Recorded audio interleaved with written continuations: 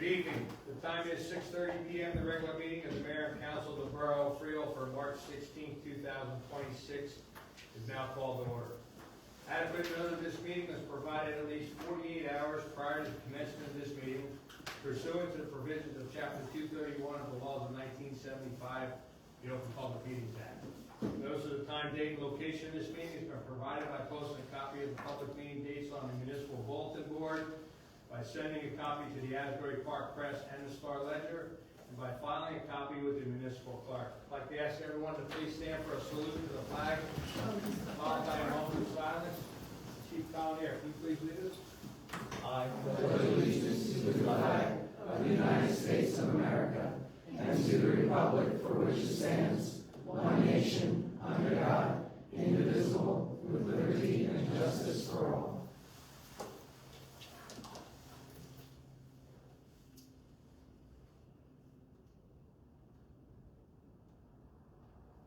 Thank you. Roll call, please. Mayor King, Here. Councilman Benedetto, Here. Councilman Friedman, Here. Councilwoman Jordan, Councilman Reich, Here. Councilwoman Rogers, Councilwoman Schuster. Here. Okay, good evening again, everyone. Item 4, this evening workshop discussion. Any workshop discussion? Nothing, sir.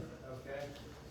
Let's move on to agenda item number 5. We have a presentation to the Freehold Borough Police Department of a mobile computer from the Rotary Club. And I'd like to ask Councilmember Friedman if you would just talk a little bit about this for us. Perfect. Thank you, Mr. Mayor. It's as a member of the Rotary Club and past president is, like to give a little background. The Freehold Rotary Club's been here in Freehold for over 100 years. They've been doing charitable work for the community that entire time. Part of what they do each year is do various events to raise money for the community. And in that end, they then perform certain projects. One year they, many years ago, built a big pavilion down at the lake. Past years they've bought electric stretchers for the first aid squad, and they've gotten computers for the fire department, and they've done many other projects. We are honored to have such a great dedicated group of local business people and retired business people that are local that continue their service above self on a daily basis to this community. So I'd like to welcome up John Philippe, Paul, and the rest of the Rotary Club, our former past president as well.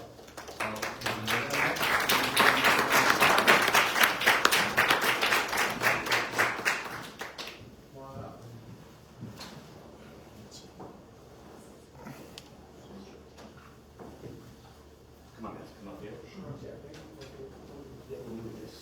You can speak for a second. Stand here, the camera's there. I'd like to introduce John Philippe, our current president, and our immediate past president, Desiree Curley. So, welcome, and if you'd like to say a few words, Sure. we appreciate it. I'll say a few words.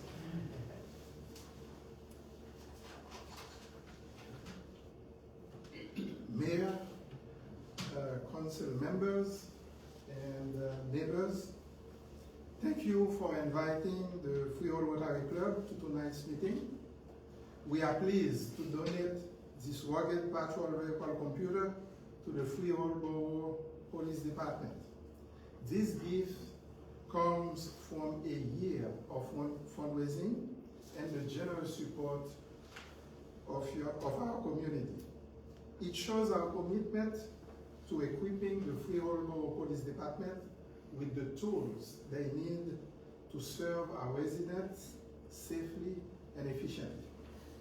For 97 years, the Freehold Rotary Club has focused on service that builds a strong community for the future.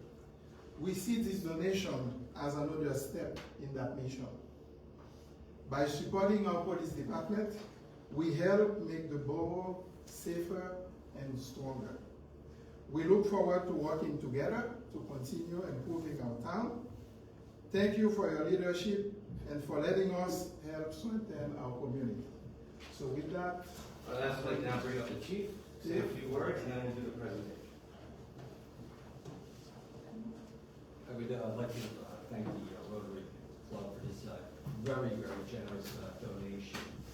What started out a year ago as an impromptu meeting with Desiree and Detective Hernandez, we'll call them the facilitators, led us being invited to a meeting at the American Hotel, which was definitely a highlight, which turned into the fundraising by the members downtown. It made this purchase happen, which is it's over $5,000.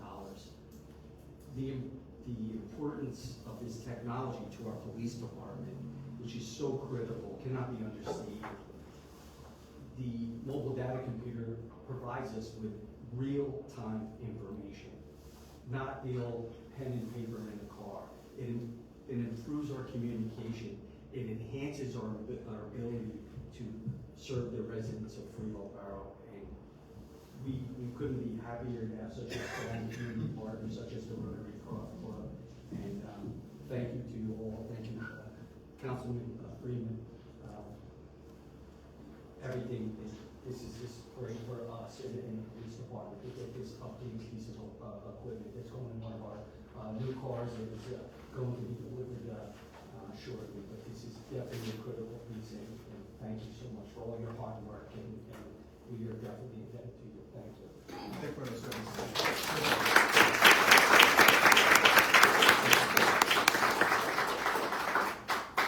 Have their picture. Yep.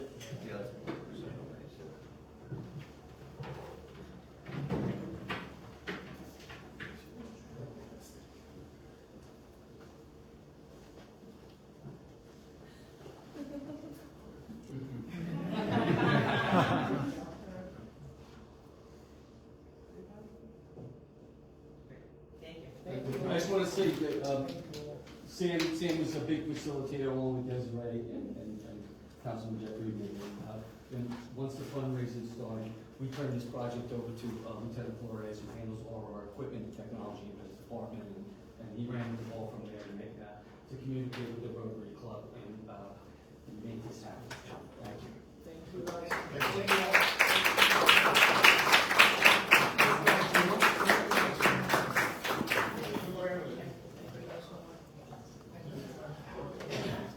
What a wonderful gift.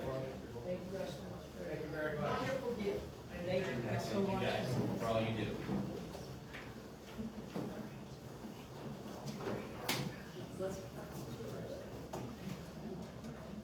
Thank you so much, that's greatly appreciated.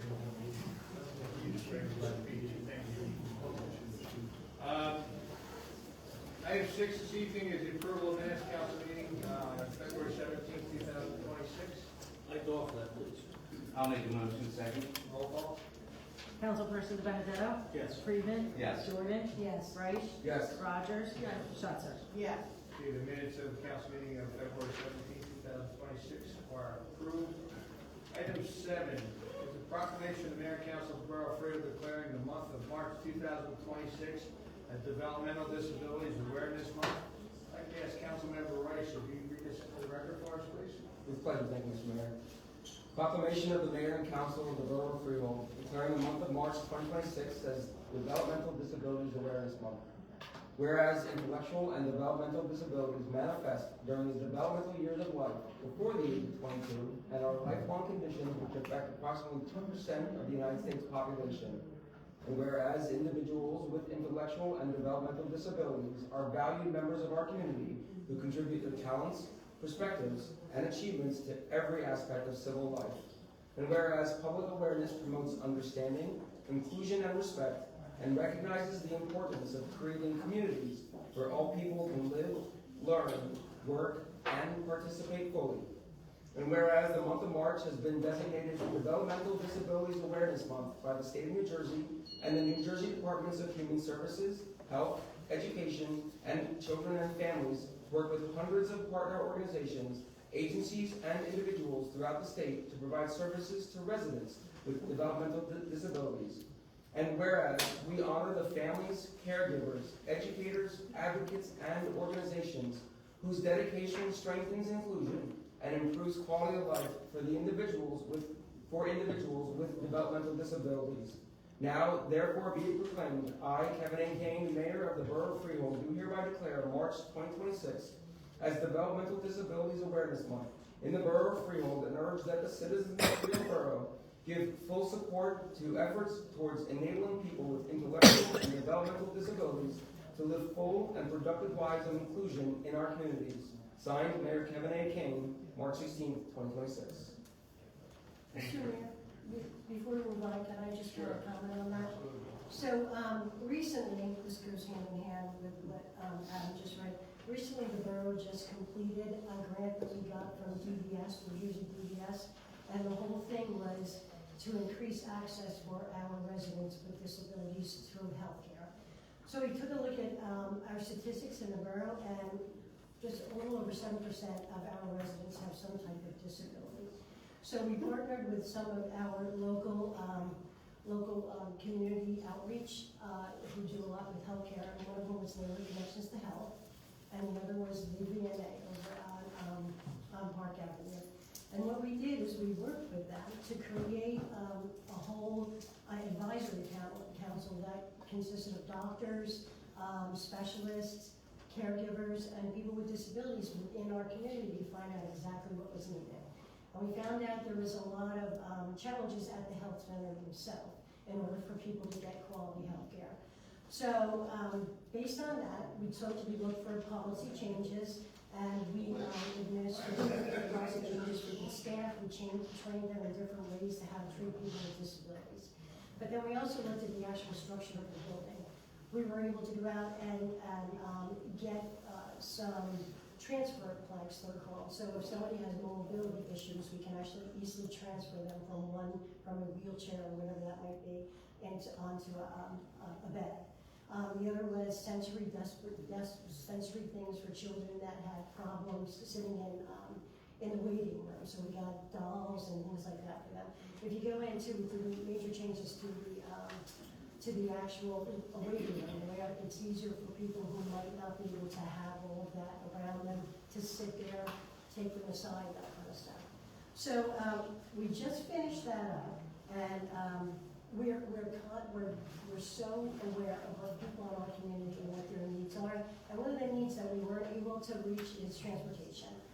That's a huge need, especially getting to and from specialty things and stuff like that. So we just also put in a grant with our partners for a grant to help us with transportation needs, and to go out and find, the grant would cover money to pay for CDL drivers, we could actually hire along with our partners to be able to transfer people with disabilities outside of our community so they can get the help they need. So that's just some of the things that we've been doing for the people, for our residents in our community to increase healthcare and the access to healthcare.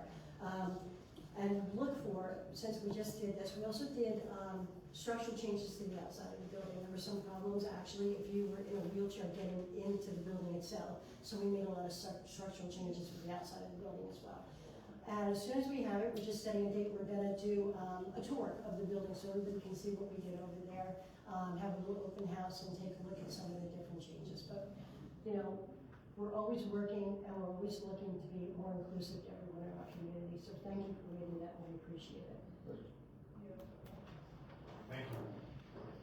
I just want to add on to Sure. that. In addition to what the things that Annette mentioned regarding healthcare, it's also important that we recognize that people with developmental disabilities also need jobs. And one of the stigmas that's attached to these young people particularly is that they're not capable of handling specific jobs. So my plea is to business owners and to local employers to, when you see these young people come in, please, you know, give them a chance, give them the opportunity to try out, you know, a position in your company that's, you know, of course that's correct for their needs, and you know, and maybe expand, you know, your view of people with disabilities. I am a person who works with young people on a daily basis and takes them out and trains them.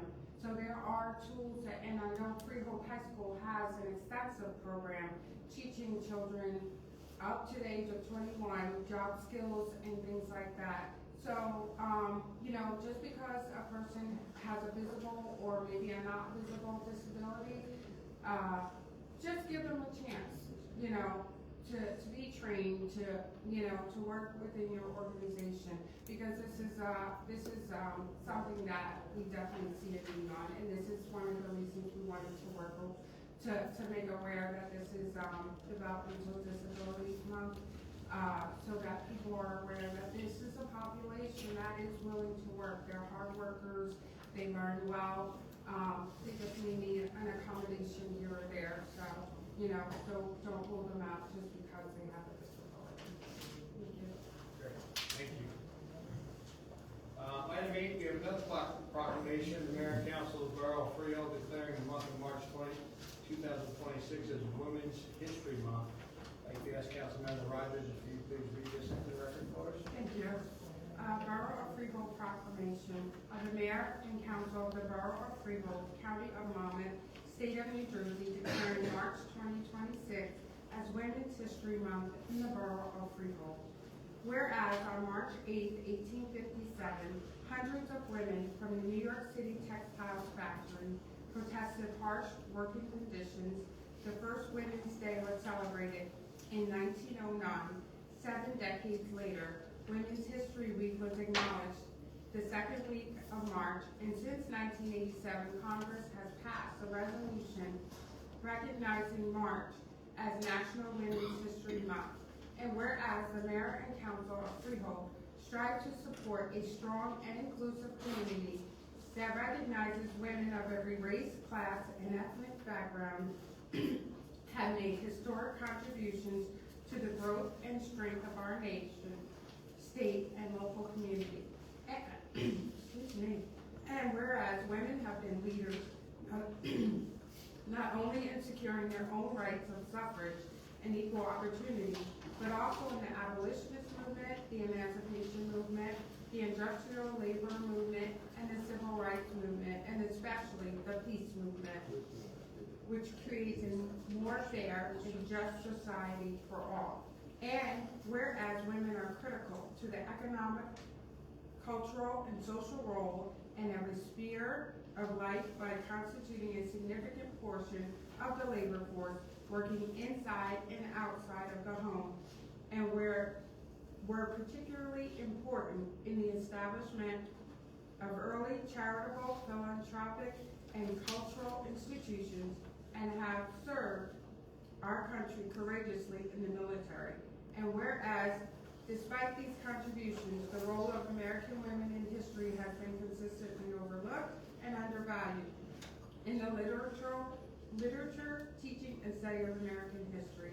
And whereas the National Women's History Alliance designates the 2026 Women's History Month theme, Leading the Change, Women Shaping a Sustainable Future, honoring women who are rebuilding systems for long-term sustainability across environmental, economic, and social justice areas, emphasizing a future rooted in equity and resilience.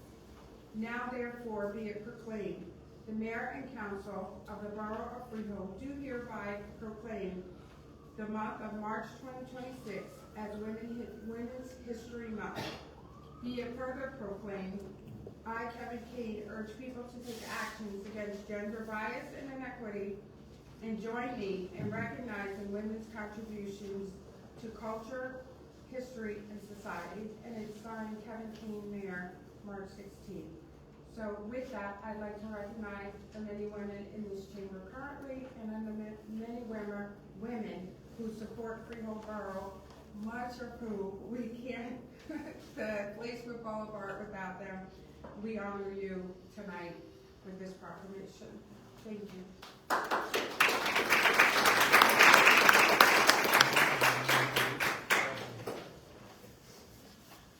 Okay.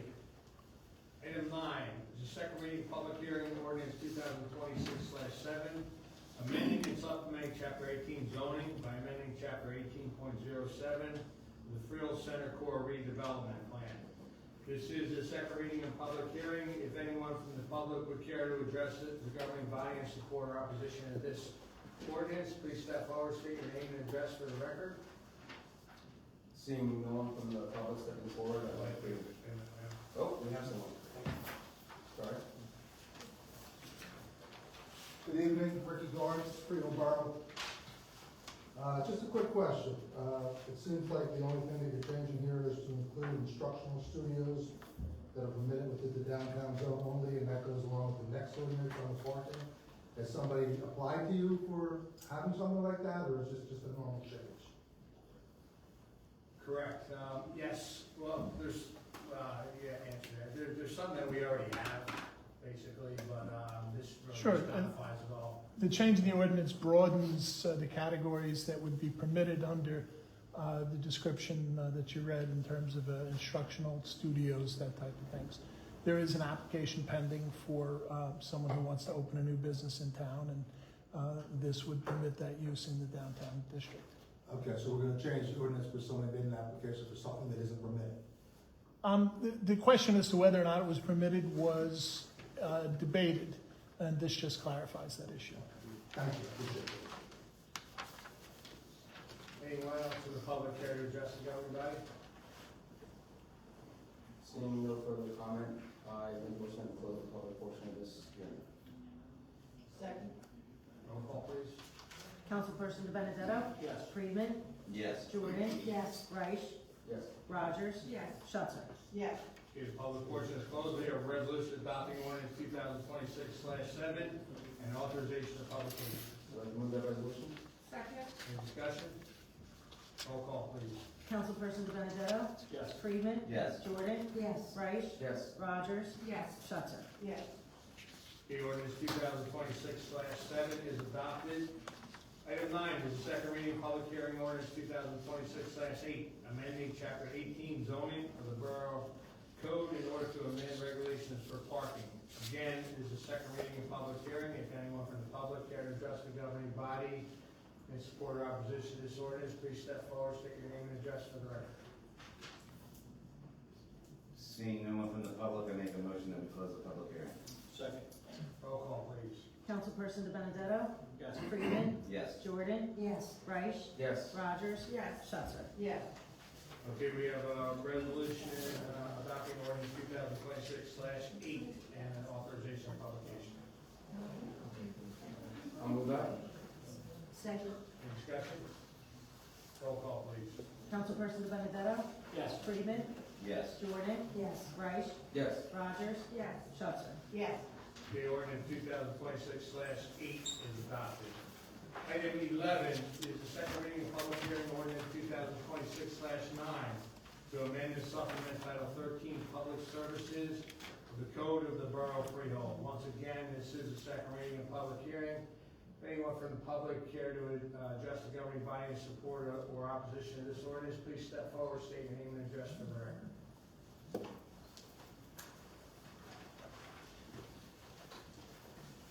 Evening, council members. For the record, Jay Sims, 13 Robertsville Road. I emailed you all last night. Mr. Gallo responded back to me regarding this ordinance. I have some concerns as a taxpayer homeowner here in town.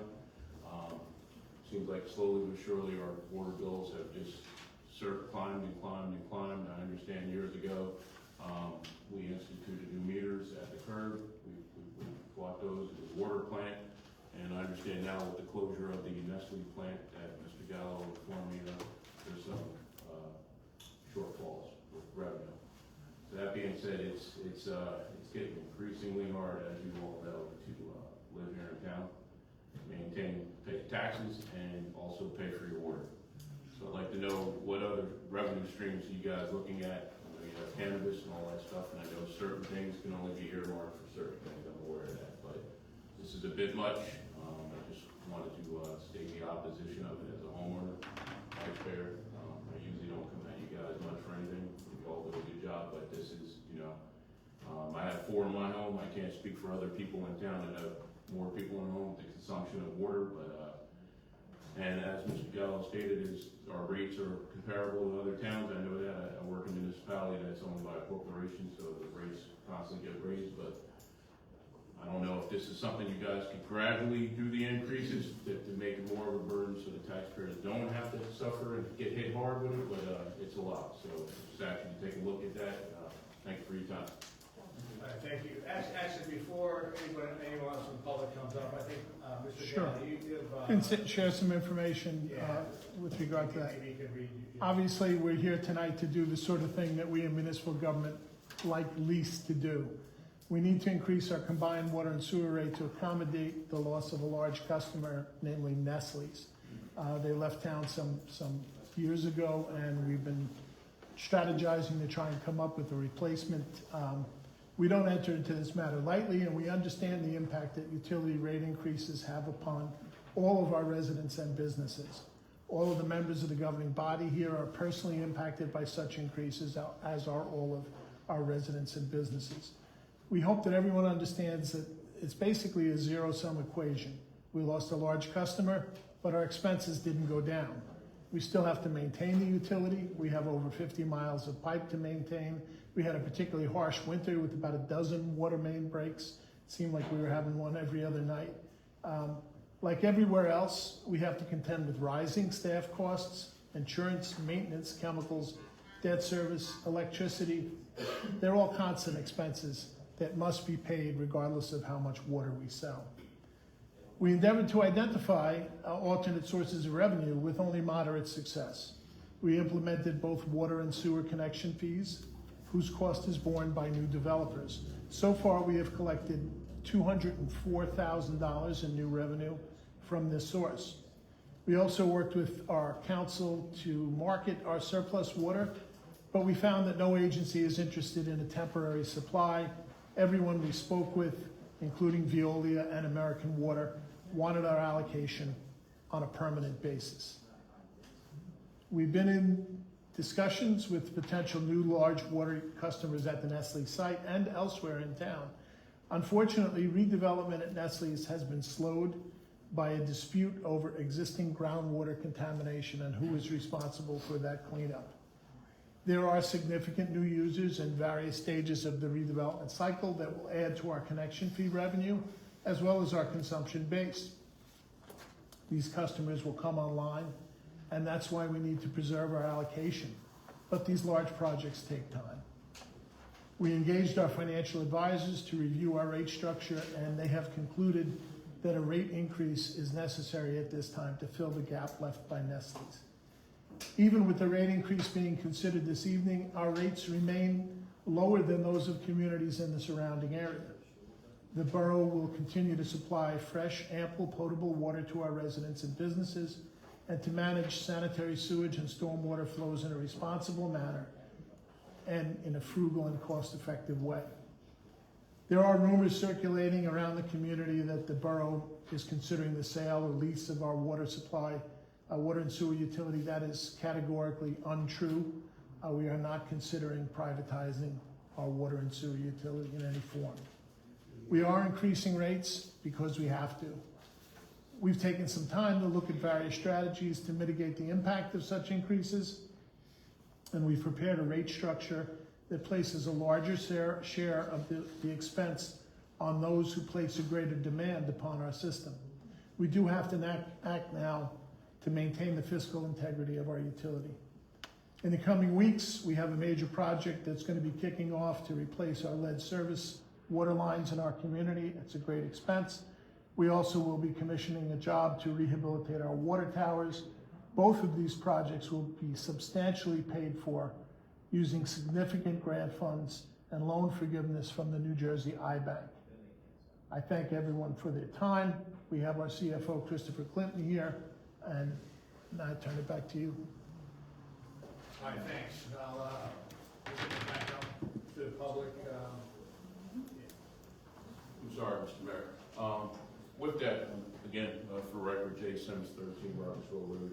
I do know also the state, the DEP is coming out with some new requirements for municipal stormwater sewer. Is that going to have an impact on your water infrastructure as well? Because there's a huge impact on the municipalities regarding the new requirements that are going to be coming out with the new stormwater permitting. Specifically with regard to stormwater, I think it's important to acknowledge that there are costs in the community that are borne by the water and sewer utility for which we make no charge. We have a robust fire protection system in the form of water distribution and hydrants in the community, but there's no charge for that. Because we have that system, your homeowner's insurance is less expensive than it would be in towns without fire hydrants or rural areas. So that's an investment that we maintain at our expense, and it's borne by the water and sewer rates.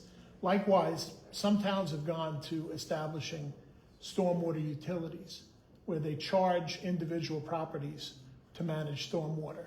We don't do that. The stormwater is taken away from the community through a system of stormwater inlets and sewers, creeks and other drainage culverts, but there is no charge for that. We will react to the new regulations that are being imposed. You may recall that the state of New Jersey had a law that was passed about state mandate, state pay a number of years ago.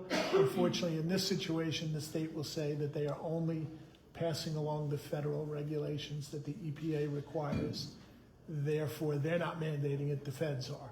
So whatever they come up with, we'll have to fit it into our budget, and we have to comply with those laws which protect our environment. And then my final question is the breakdown of the cost.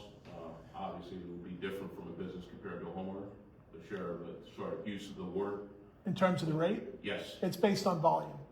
Okay. So, if you use a certain amount, there's a minimum charge, and then above that, it increases at each tier depending upon your demand. So that will be averages, roughly? I mean, I know you do rough calculations when someone comes in and applies, based upon... Well, it's based on consumption. I mean, what you use and what goes through your meter is what your bill is generated at. And that'll generate based off of that, so... Yeah. If it's 1 year, it could be this, 1 year, next year, it could be That's something correct. totally different. You Okay. can have it quarter to quarter where Right. you might be one bracket and then you're getting charged a higher rate at that bracket, but then it would adjust based off how much usage. All right. Thank you.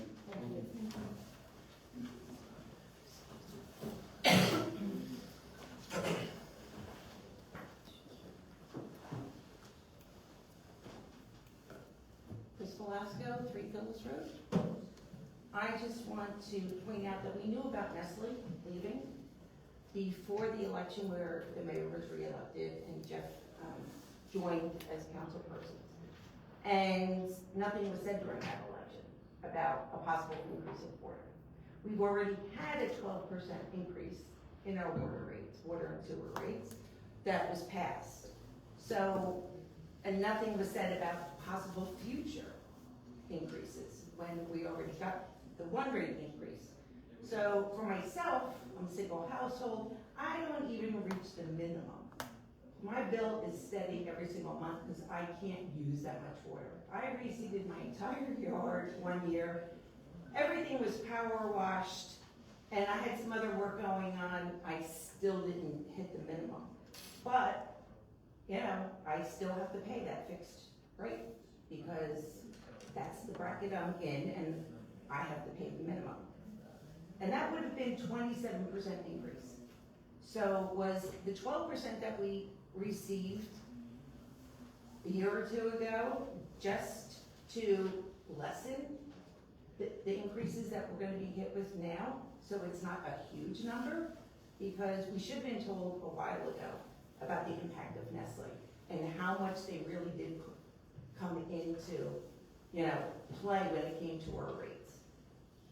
So that election, Mayor, you talked all about transparency, and I don't see it when it comes to the increase in the water and the sewer rates. We should have been told then about how Nestle would impact us, and we should have been told a while ago about the possibility of more rate increases. Residents are stretched, gas, now we have gas prices, gasoline, but our gas rates are up, our electric rates are up, property rates, tax rates, not the tax rate, but the property values are up, so our taxes are up. We are stretched thin. And now to have these increases, we should have been told a long time ago about really how big Nestle was benefiting the town in our water rates. And I just feel like a cover is being thrown over all the residents, and we're not being told the truth. So what else is to come? You can laugh, Margaret, go ahead. I'm not laughing. I'm saying, I haven't said anything to you. I know. The last time I spoke to you, you said I was coming at you, so I haven't said I know, anything. but you chuckled. Keep it to me. Keep it These to are me. my No, responses. no, well, she should stop laughing. I'm not laughing at It's you. inappropriate, Margaret. Thank you, I'm not laughing at It's you. inappropriate. thank you. I'm a resident, I'm a taxpayer. Okay, I am as well. My name is Ashley Rollo. I live at 44 Monument Street, and this whole water thing is kind of like new to me. I'm like a new homeowner. I just wanted to ask, maybe it's a stupid question, I don't know, but when we replace Nestle with like another business, or like these other downtown apartments come in, will our rates go back down now that we have somebody filling that gap? Or is it like this until forever? We'll continue to So, assess them. Where you tell Every us. single year, we're gonna do a water rate assessment to see what the rates are at, how many rate breaks we have, where the rates per person should be. It all based on how much is coming through, what our surplus is at, and then it could be stagnant and stay even. It might go up back to the 1.5 that it was in the ordinance as steady. It'll all be reassessed every single year. So there's a chance that this could go down? There's a possibility, but I won't say yes or no. No, I It's just want to know, all- because I'm like, again, I'm learning all No, these perfectly things. fine, yeah. So, thank you. So, Just it's- assessing it. yeah, I appreciate it. we'll do a Thank you. reassessment each year. Awesome, thank you. Thank you. Anyone else in the public?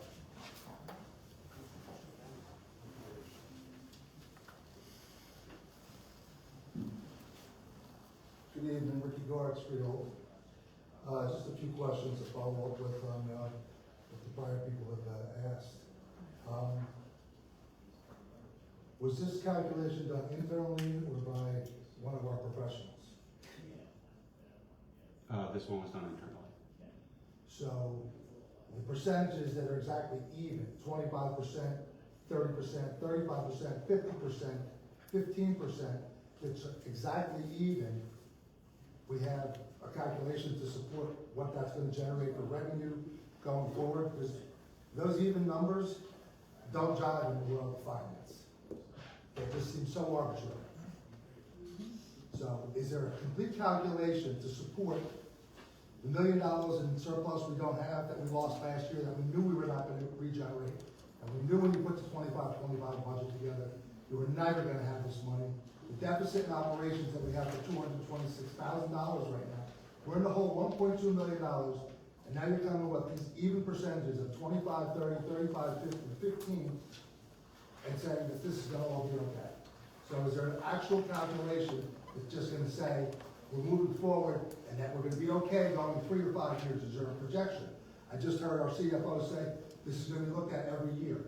There's no projection of where we should be going forward, that we're gonna have these increases possibly every year? So while we did the analysis, this was to bring us into line for this year and potentially further. It was the break-even point of this year, but with that break-even point going into next year, we don't have the surplus as you stated, so it would keep us even moving forward. So these are broken out and they were analyzed based off of every bracket of the sections so that we can anticipate how much the increase would be. This would be about the 1.3, 1.4 that we are missing from the deficit and from the surplus missing.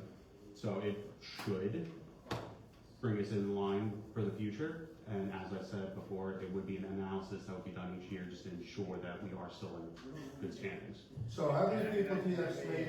In conjunction with our professionals. Yes. Just real quick for the record, just so that this is on the record. You're a commissioner on the Manasquan River Regional Sewage Authority, correct? Correct. Okay, is this question, is your position as commissioner or just as a resident? We'll get to the commissioner, I'm a resident right now. Okay, I just want to make sure it's. I'm glad you brought that up, thank you. As a commissioner, you're going up 33 1/3% on Manasquan's charge alone on these rates. The rates, that you've been charged from Manasquan haven't gone up 33 in the third year and 15 years combined.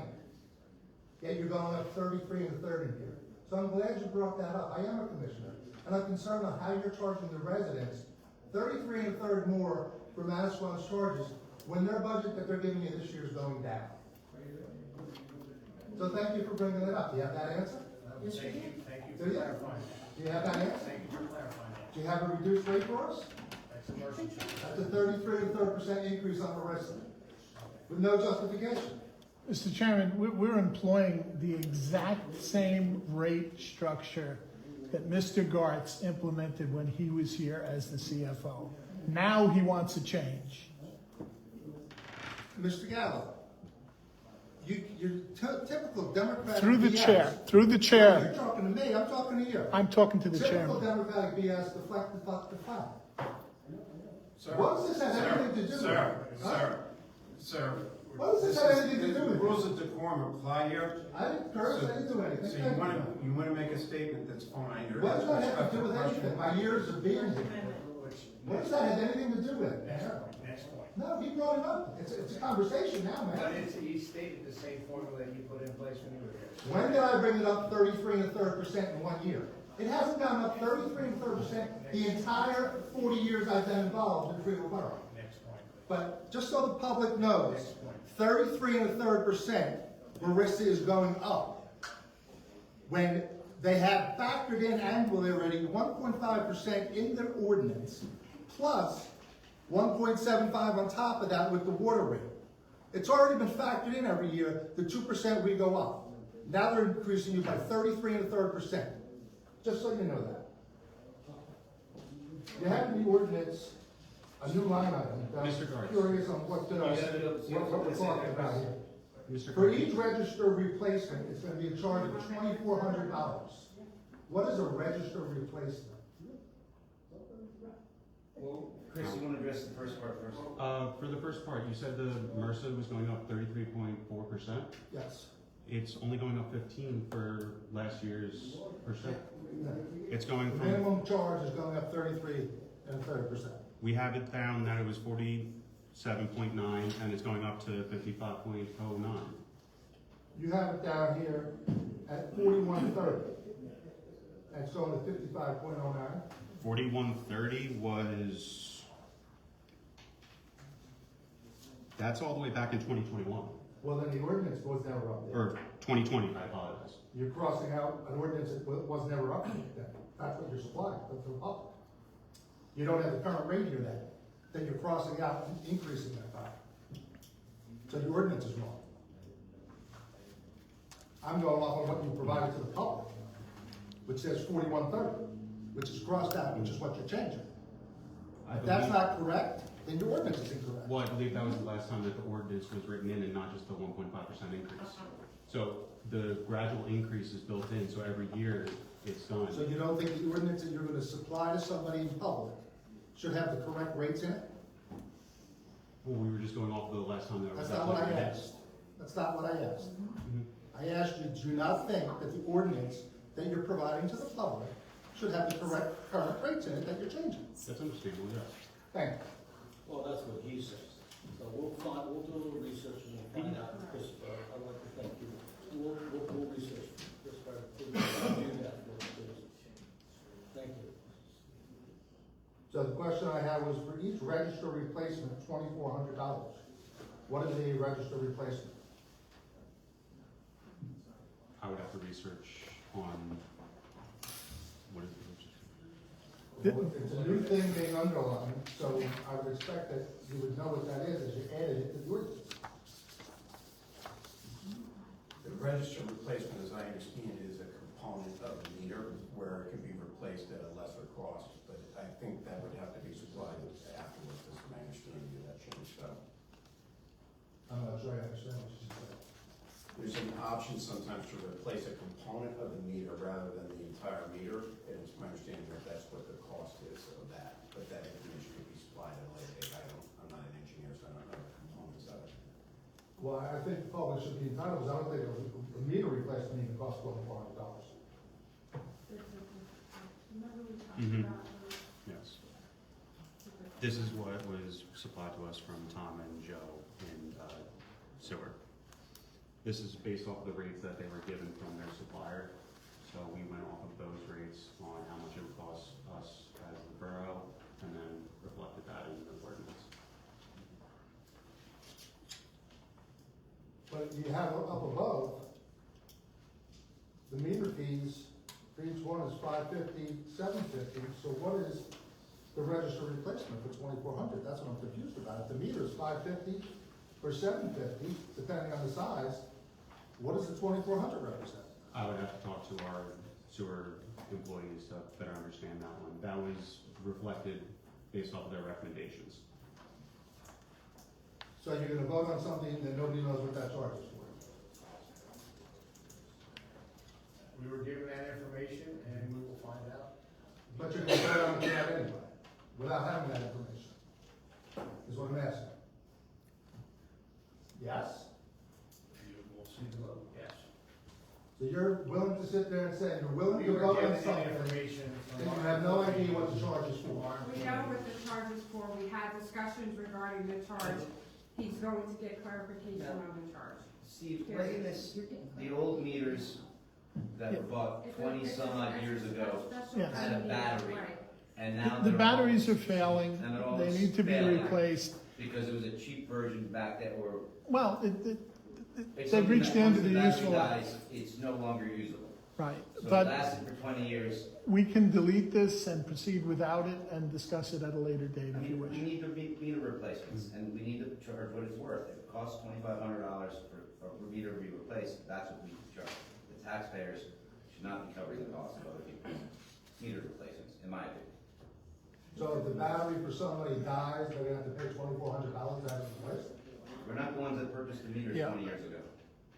You are. I'm not. The public, you certainly are. The town's all small. I defer to council. If we delete that, can we proceed with the ordinance as presented? Yes. Okay, so why don't we delete that That's what we'll do. and we'll revisit that issue, okay? I thank you for your time. Thank you. Anyone else in the public?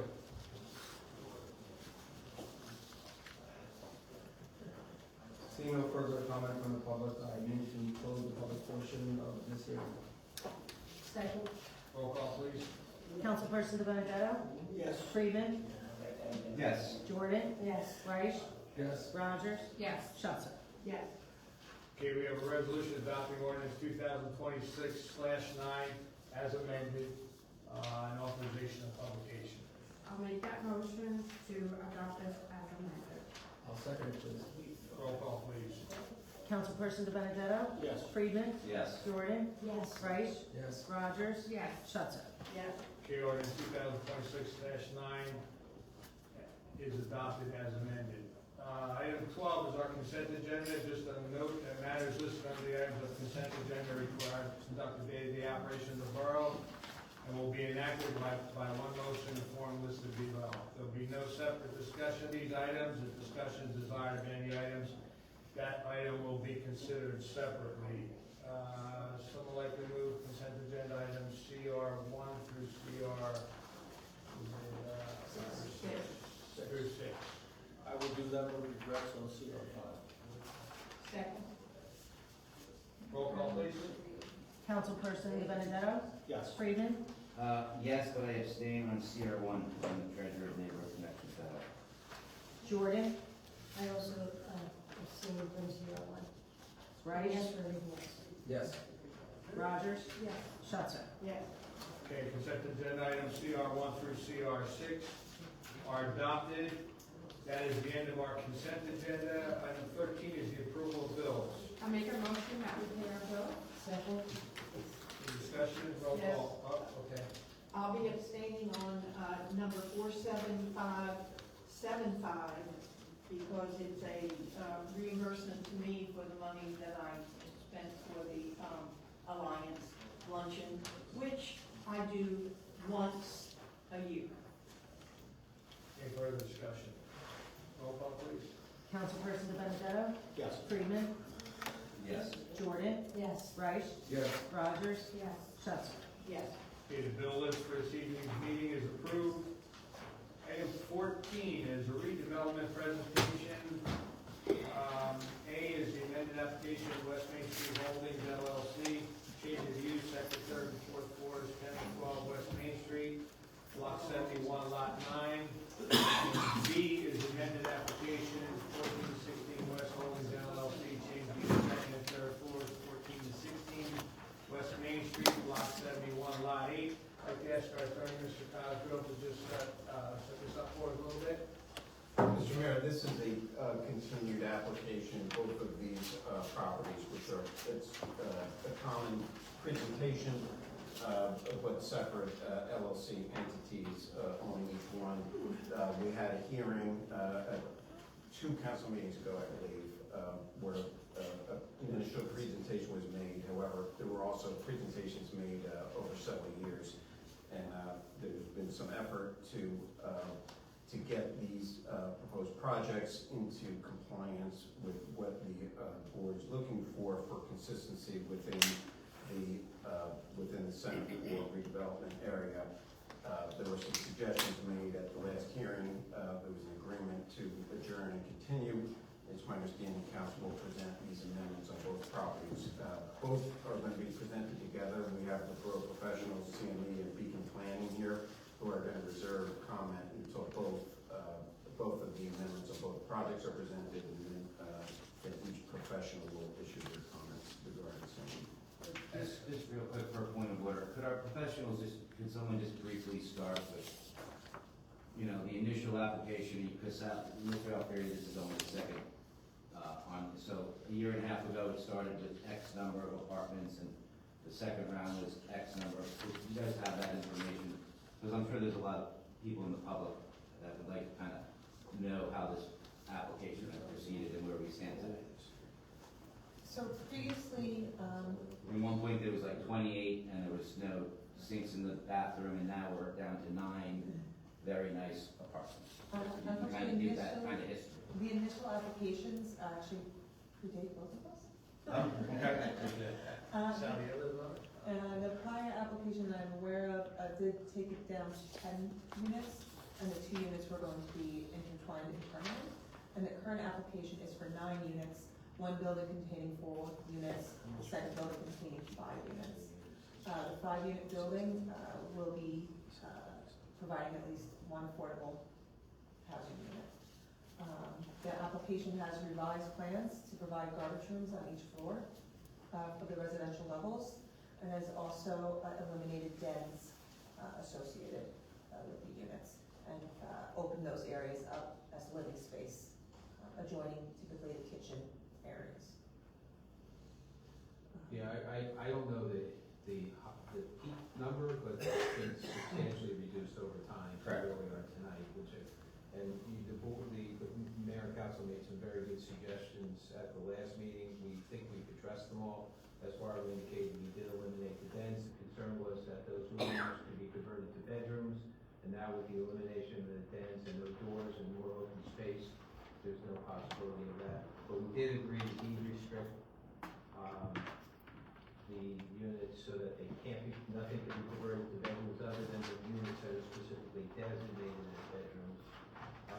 Sal, you can just start from the beginning, your name on it. Oh, Salvatore Alfieri, Alfieri and Jacobs on behalf of the applicant, I apologize. So we did eliminate the dens. We did add a skylight on the 4th floor. We now have 6 parking stalls that are going to be designated for these 2 buildings, off-site, evening parking only. They're also owned by the same property owner today, but someday in the future they may not be. Remind you that parking is not required because we are essentially over-parked because of the credits we would be entitled to for the prior uses. The parking demand for this is far less than what we would be entitled to had we used it for the prior use. So there's no variance relief associated with the parking. We've addressed the garbage now, as your planner indicated, on the floor. There'll be a manager on site to deal with the garbage and bring it out to the dumpster. I know the applicant did Court Street dumpster. Court Street dumpster did speak to the council president about that since the last meeting. And we're prepared to address any comments that the board professionals or this body has. We do, understand that a question was raised by both your engineer and your planner about how we're gonna allocate those 6 off-site parking spaces. They're gonna, the first 6 tenants that he has that need parking, because some won't, he's gonna assign it to them. No particular order, wherever the first 6 are that he gets that need the space, he'll assign it to them so they can park there at night. Now, is that property currently, is the lot striped? I don't know. So it's delineated, how many spots are on that site? Introduce 'Cause I yourself think that is again. critical, So you can answer that because question. we did discuss that last time. And council, just everyone remains under oath. Yes, just state your name and get the record. Commissioner Steiner, the owner of both LLCs. The question is, if it's right now it's marked, right now it's not marked, but we'll mark it when it comes the time. We'll mark it up, make sure that it's what is it. Proper size parking spots, and Right. so that can be added to the Yes. conditions. And there were a few other conditions that we had stipulated to previously, besides the bedroom restriction. No electric bikes we had agreed to. We agreed that the trash and recycle will be handled on site by management and then brought to the dumpster as indicated. We agreed that the window treatments and curtains will be controlled by the landlord. There will be a provision in the lease for that. And maintained. And we'll provide a sample lease once we get through the approval process as a condition of any approval. And then there was a tree in the gutter, which I'm told has been removed since. Did a good job doing it. You sent me pictures, I appreciate it. Your planner raises one question, and then I'm sure they'll have others, but, one of the units, access to,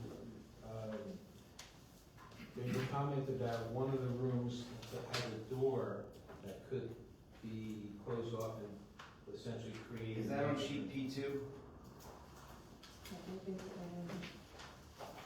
P2 on the right of the proposed 4th floor plan?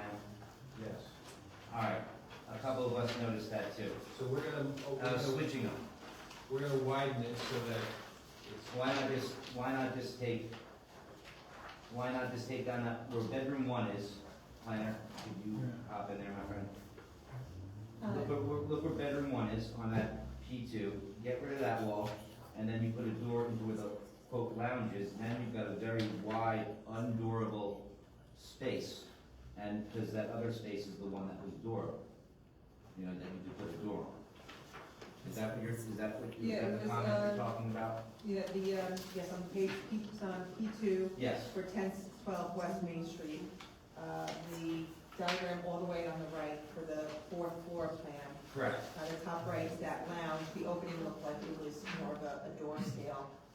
And so in order to prevent it becoming a bedroom, we asked the applicant to look at it. So if you're looking at that, you see bedroom 1, you get rid of that wall and just make that open from the mechanical room over, and then put a door into the lounge and just switch them. You wanna flip the spaces. And then get rid of that non-load bearing wall. As of now, we just widened the entry there, like, we made it extremely wide. It doesn't look, No, we have a new. this is why. No, that, Okay. yeah, the latest plan. You have something new now. Just for you to consider in response to that comment, I don't know, can you just show it on there? It's not. Do you know if I need to-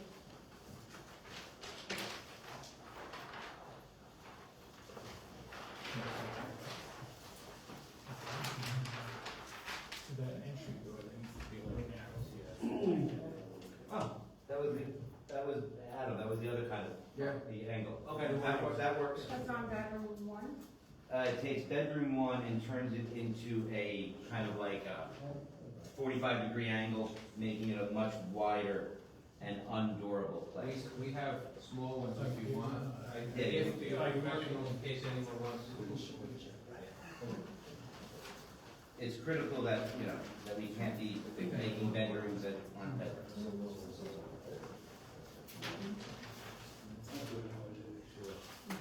Oh, this one.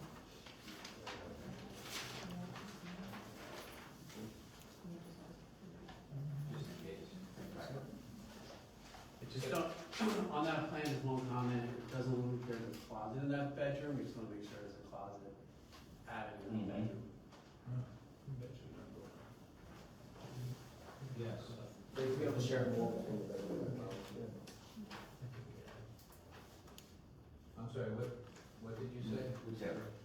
It could mirror the other unit Yeah, correct, right. with the closet. Correct. Back to back of the And I think that's really all we have is in terms of the summary, so prepared to answer any comments of the professionals or the mayor and council. In our review letter, we noted that the AC equipment is located on the adjoining structure. And also, is there an emergency egress onto the adjoining roof? Was that? So as it relates to the HVAC, yes, as of now, we're proposing that the HVAC will be on one building, even though it services both. We'll have a easement agreement or a license agreement, I think more appropriately, until those units, if they're removed so that they operate independently, then the license will go away. But if not, then that would protect the property owner. Well, hold on. If it goes away, then where would those units go? Well, that's the point. I don't know. I'm saying if it Well, ever goes. no. No. I don't, if the buildings get sold separately, and then someone then wants to stick, because they can't put the units on that back, start sticking window units and all sorts of. You can put it on the roof also on that building. Right now, it's 2 air conditioning on the rooftop. You can have also there. Well, Because it's easier. when we agree that if it changes, we'll have to come back, so that you'll have a chance to look at it. Sure. Absolutely, because you understand. Yeah, I understand. Sal, it's one lot now. Two separate lots. So but are you providing emergency egress? That's the So argument. again, theoretically, based on my analysis, So they hear you. yeah, based on my analysis, we don't need the second. No, two different lots. We have one here, one. Actually, have one main stairwell, we're just providing that second. They have to do that. Yeah. Talking. Yeah, so I'm saying, according to. State your name, too, so they know. Israel Feldbrand, licensed architect in the state of New Jersey. So he was asking me about utilizing the rooftop as a second egress. So based on what I see, firstly, I don't think we're required to provide a second egress. The main existing stairwell, interior stairwell is actually sufficient, and it just fulfills the egress requirements, the amount of the requirements that we're providing. That's just a secondary, non-required stairwell that we're just providing. But as far as code is concerned, that's not a required exit. So any objections to how that egress is comprised is irrelevant as far as I see. If you're In providing. some regard, meaning if I provide, I'm not touching them, we have code, I'm not required to add anything else. And I confirm that with the DCA as well. If you want to have any documents in it, I can provide that as well. But as far as meaning I don't have to address that egress altogether. My question was more that with the HVAC on the other building and the egress provided on that, does that Yeah, I don't merge? need that. I don't need that. Does it merge the buildings from a code perspective? From the code. I emergency, I didn't understand that question. Does that merge the building? But if I don't need that egress, how could that merge anything? I'm not understanding the question. From an architectural Yeah, I don't code? see, again, as far as any code is concerned, I don't see anything that we're providing a fully sprinkled building with a main existing essential stairwell, which is sufficient and requires all the egress requirements, it fills all the requirements by code, so we don't have to rely on that exit. Okay. That wouldn't, as far as the code is concerned, that wouldn't create any emergency. Okay. And the AACHD would create the same, correct? HVAC would. The condensers on the adjoining roof wouldn't consolidate the buildings from a code Yeah, perspective? I don't know if the code addresses that in the building code, that might be, I'm not sure, I don't know of any code that addresses this question, I'm not sure, I'm not. Well, this should be pending these determinations, and our attorney should maybe speak with Sal about Mr. Alfieri for the best way to determine how this is either licensed or an easement or whatever, to best protect everyone involved, most importantly, the It residents. has to be code compliant no matter what we do. So Yeah, of course. We're talking about the HVAC, on the air conditioning, on two different buildings and two different lots. But the. Hold on, time out. What's Sir, we gotta, Hold on, let Mike. come back to the microphone. Yeah, that might. So what we're saying is two different lots, two different buildings, one unit's gonna handle both buildings. Well, not the one units- unit. The various units will be on one building, but it'll be working for both. There are multiple HVAC units to service On one rooftop. on one rooftop, Two but to different service lots. two different I buildings. don't think code allows that. If code doesn't allow I it, would we, bank 99% of okay, I'm well, right. then they have to Yeah. come back with an alternative. I tried this on two of my buildings, and I was told no. All right, we have to rely on our architects, so if, and the building department. If anything's not code compliant, we have to deal with it. I'm not for this. Can I speak? Yeah, sure. Right now, we have the existing building, 10 West W, the air conditioning condenser right now are, 2 condensers are on the other roof. I don't care if you put 5 up there. It's Again, two it's for five. existing, Two so different basically buildings. we're replacing, it's not getting, it's Okay, not, it's well, you know where I'm replaceable. coming from, I know what you're Huh? saying. We're good, keep going. Okay, we could put on this existing building W, the 10 West has 2 condensers on the rooftop as well now, and I can replace that too, and add another 2. The other ones, I can put on that roof. Would that W be- could be on W, and I just. Can we just do that? Wouldn't that No. just make everyone's life Yes, easier? we can do that, it's room there. We have room upstairs, we can do it, But it's they not a can't- problem. But of course, they can't, you gotta have them shielded, not visible from the street. It's not visible Which I don't right think they now. are, but. I have it actually, you can see in the Just wanna put it picture, on the if you record. have a close-up in the picture, you can see. All right, so Both roofs have the capacity. Yeah, both of has capacity. So they'll both operate independently, all It's the just- comments. That's better. That way we have You're no right. problems 5, 10, You're right. 15, 30, 100 years from now where people say, oh, no. And we'll obviously submit a revised plan.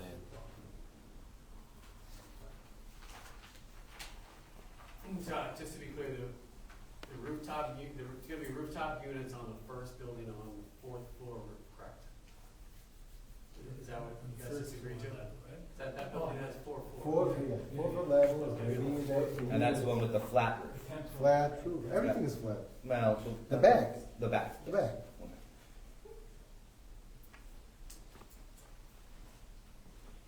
So, It'll be split. or does that satisfy what you were asking? Yes, because there were just concerns like if the buildings were merged, like from an architectural view, how would that impact the operation?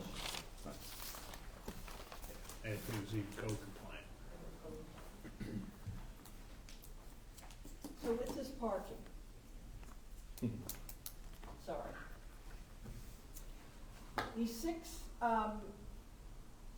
These six parking spots per night that you have agreed with yourself to let them use.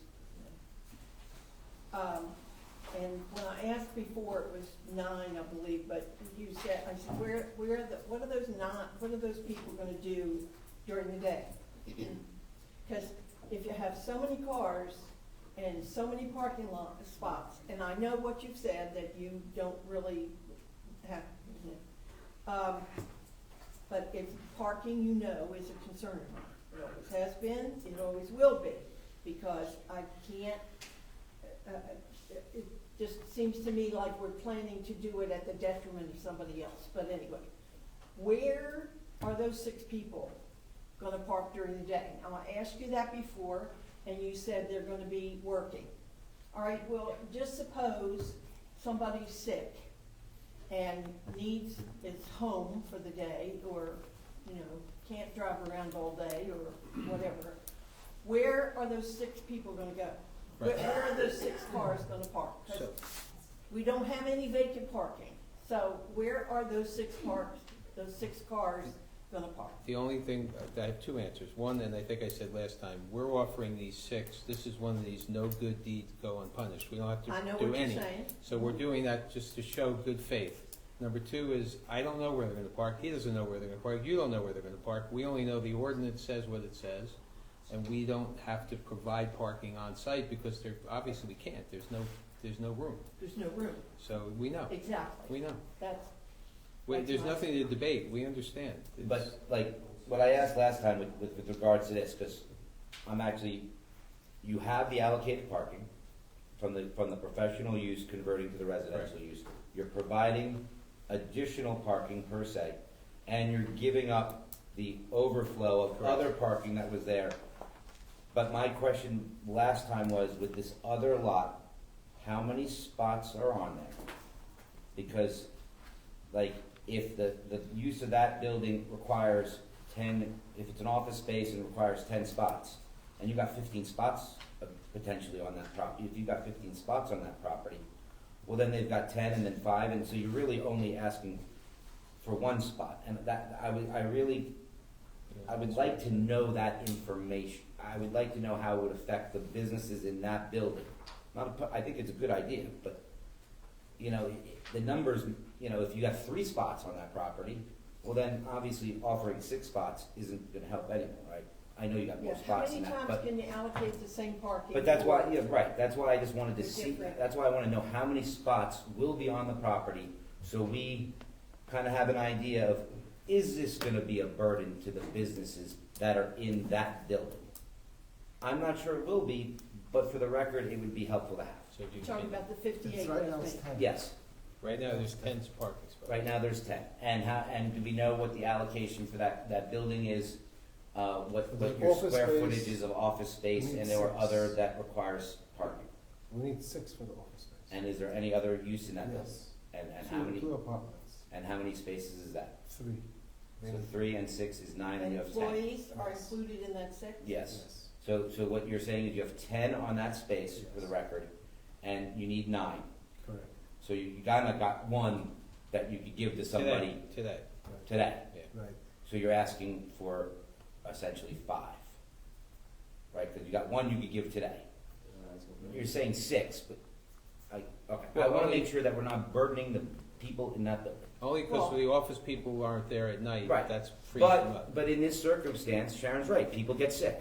Right, so we have Or- 1 or spot. And so if They there's go on a, vacation. or they go on vacation, Or so. they work from home? Or they work They- from home they- that day. again, That's they why have I'm to- trying to see what that balance is, and if that balance works, then it works, but that's important to know. Mhm.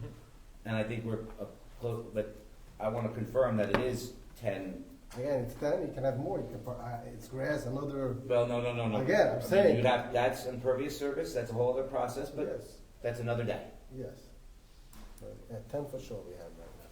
So just for clarification purposes for this particular, request, you are only talking about the street facing buildings. There is no other structure that will be involved in any of the apartment buildings or anything like that? Only the structures that are right there on the street, And not where?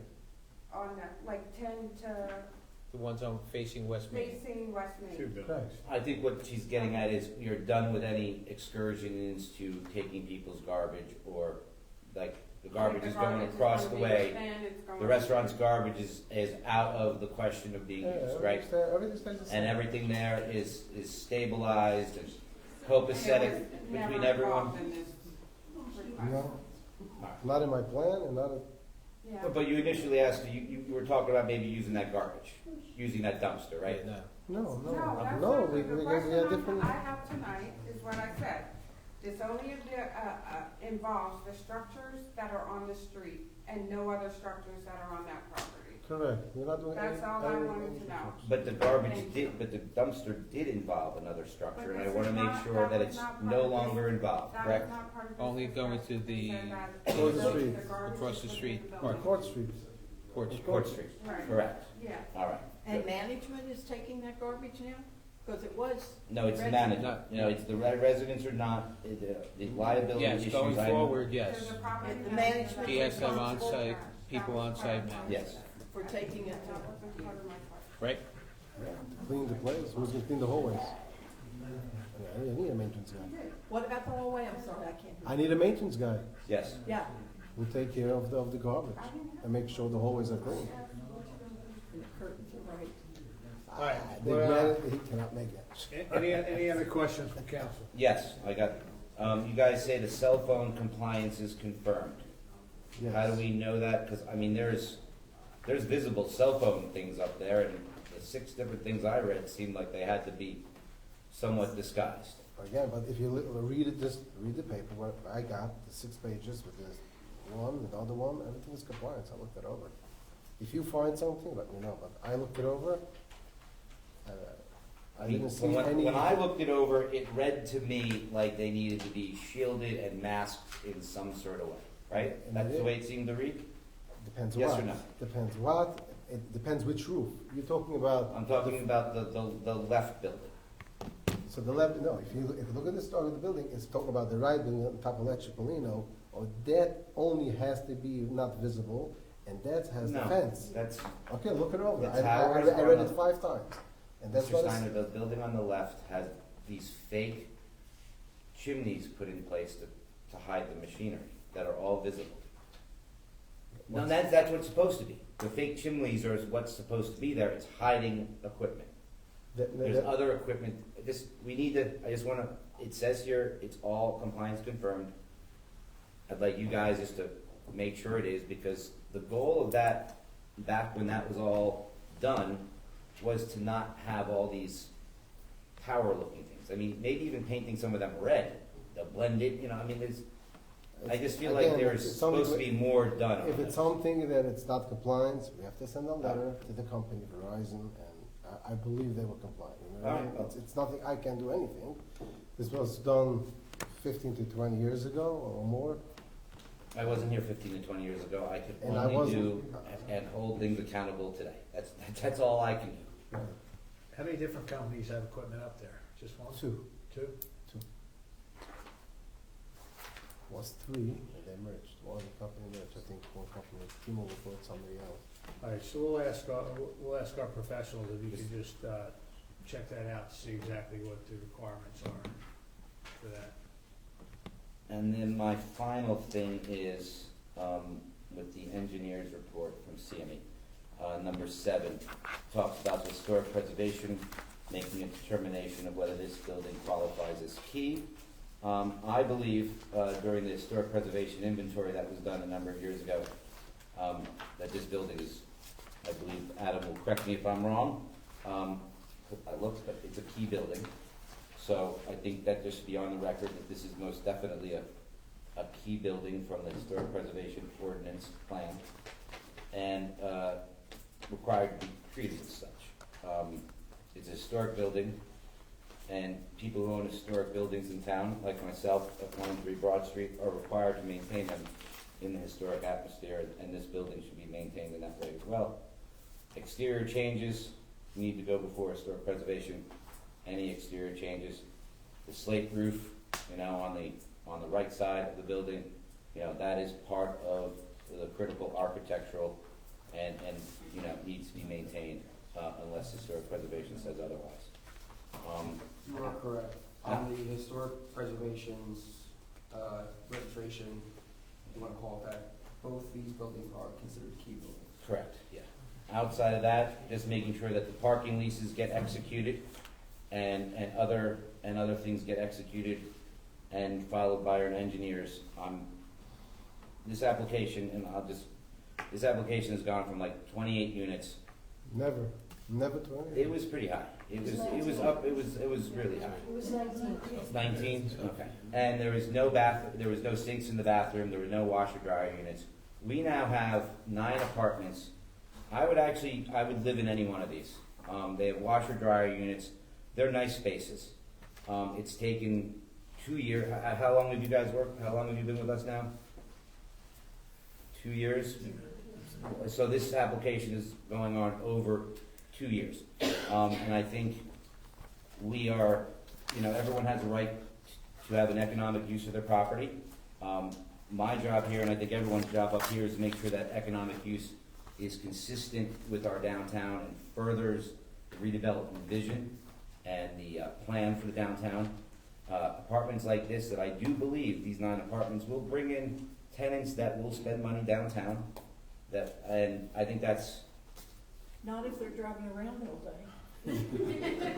I think this has gone from where we were to where we are now. I think this is. I appreciate the work of our professionals, our lawyer, and I appreciate your willingness.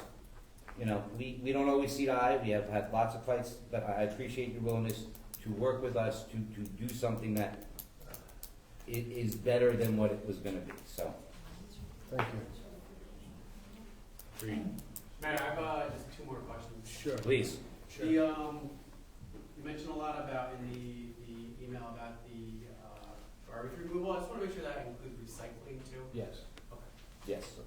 And then just, a comment, just that I noticed, the parking agreement says during night hours. I just recommend that we actually put a timing on that, because what's night, is it 5 PM, is it 7 PM, just so there's no question about it in the future, I recommend that a timing put on. Well, if somebody's sick and their car's there, you're not gonna have it towed. So, I mean, it's first come, first serve, I believe what was said. Correct. For all, okay. At all times. Right, Yes. that's what it's gotta be. Yes, that's it.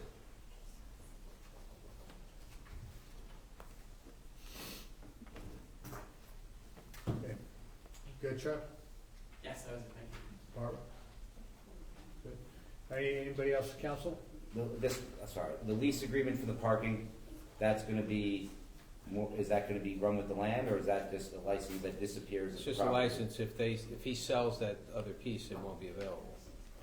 He can't encumber that forever. I thought our ordinance says that that's, no. No, all right. Finalize that with them.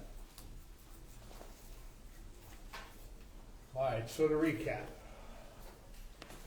What do we need? You're gonna, Separate the HVAC. units are gonna be on each building. Gonna add a closet to that one bedroom that's missing a closet. The adjustment to that? And we're gonna adjust the opening per the exhibit that I handed to the professionals. We're gonna give up our prior parking protection that we have. Yep. That's significantly higher than what we need. Well, okay. I had an editorial. You had to, of course you did. Parking lease, we'll provide a signed parking lease. Cell tower compliance, we have to provide your board You of have to comply, professionals will deal with that. We're not touching the outside of the building with this. Now or in the future without historic preservation I approval. understand, yes. And then we obviously have to go to the planning board. Now and in the future without historic Now, preservation. right, exactly. And then lastly, we did make some stipulations last meeting that your planner outlines on page 4, which all remain the same. Sal, I'm sorry, you said you're not touching the outside of the building? That would trigger any historic. HVACs, you talk about applications, HVACs and. Oh, now with the new ones, I guess we have to go to them? Well, they're gonna go on the roof. If they're not visible, that may just, My guess is the screening's gonna have to go. it depends how far, it depends where they sit on the roof. That's a 3.5-story building. From any angle in the front of the building with the parapet, you're not gonna be able to see the back there. You may be able to see them from the back, but you can see them on charcoal, you can see them on all the buildings. So, I mean, that's kind of a lost war or something. I think you also stipulated that you would strike the parking. On the offset, yes. Offset. Just for the record, Mr. Mayor, the form of residential lease will be supplied, and I'll review it with council for approval, as well as the deed restrictions.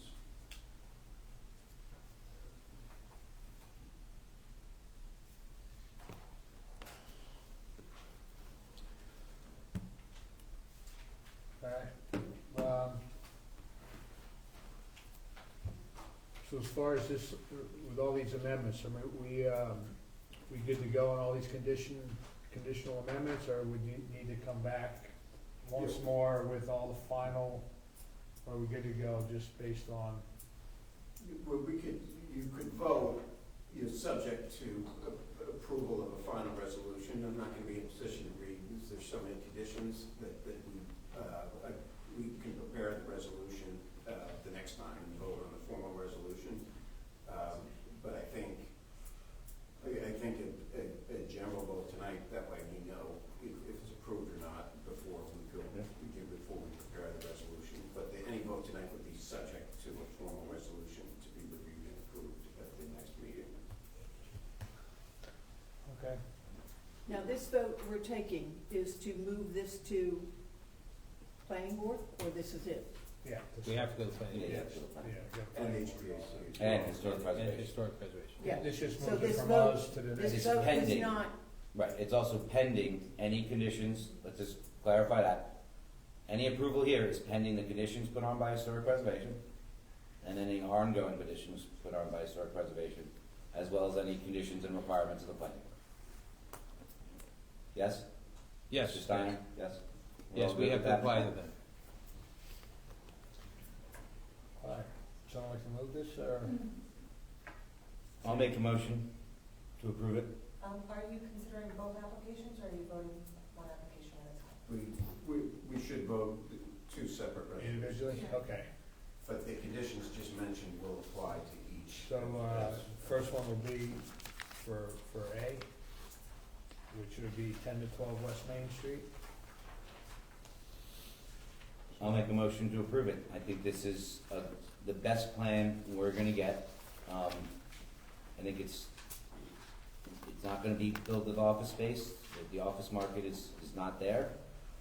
I think this is the best use, and if we don't do this, I think we're not gonna get, I think this is the best opportunity we're gonna get to make something this nice there.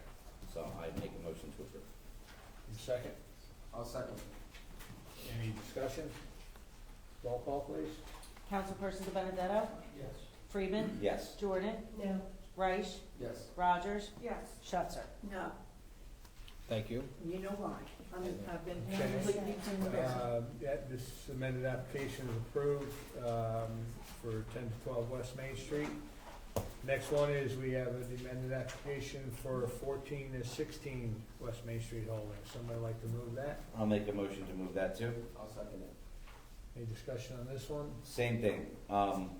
It has been an over 2-year process, starting at what I thought was unacceptable. And we are now in a place that, like I said, I would live in one of these units. And, it's gonna be something, and this is the best we're gonna get. And, you know, a lot of times people want perfect outcomes. This is about as close as we're gonna get, so I'm a yes. Further discussion? Roll call, please. Councilperson De Benedetto? Yes. Freeman? Yes. Jordan? No. Reich? Yes. Rogers? Yes. Schutzer? No, for the same reason.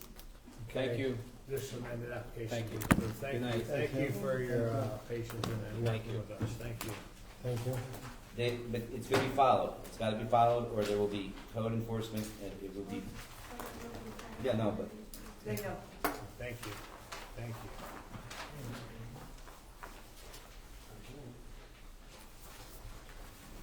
Okay, item 15, public comments. If anyone from the public would care to make a comment to the governing bodies, please step forward.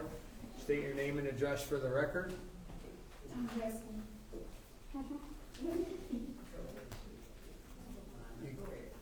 No? Well, you guys work long hours.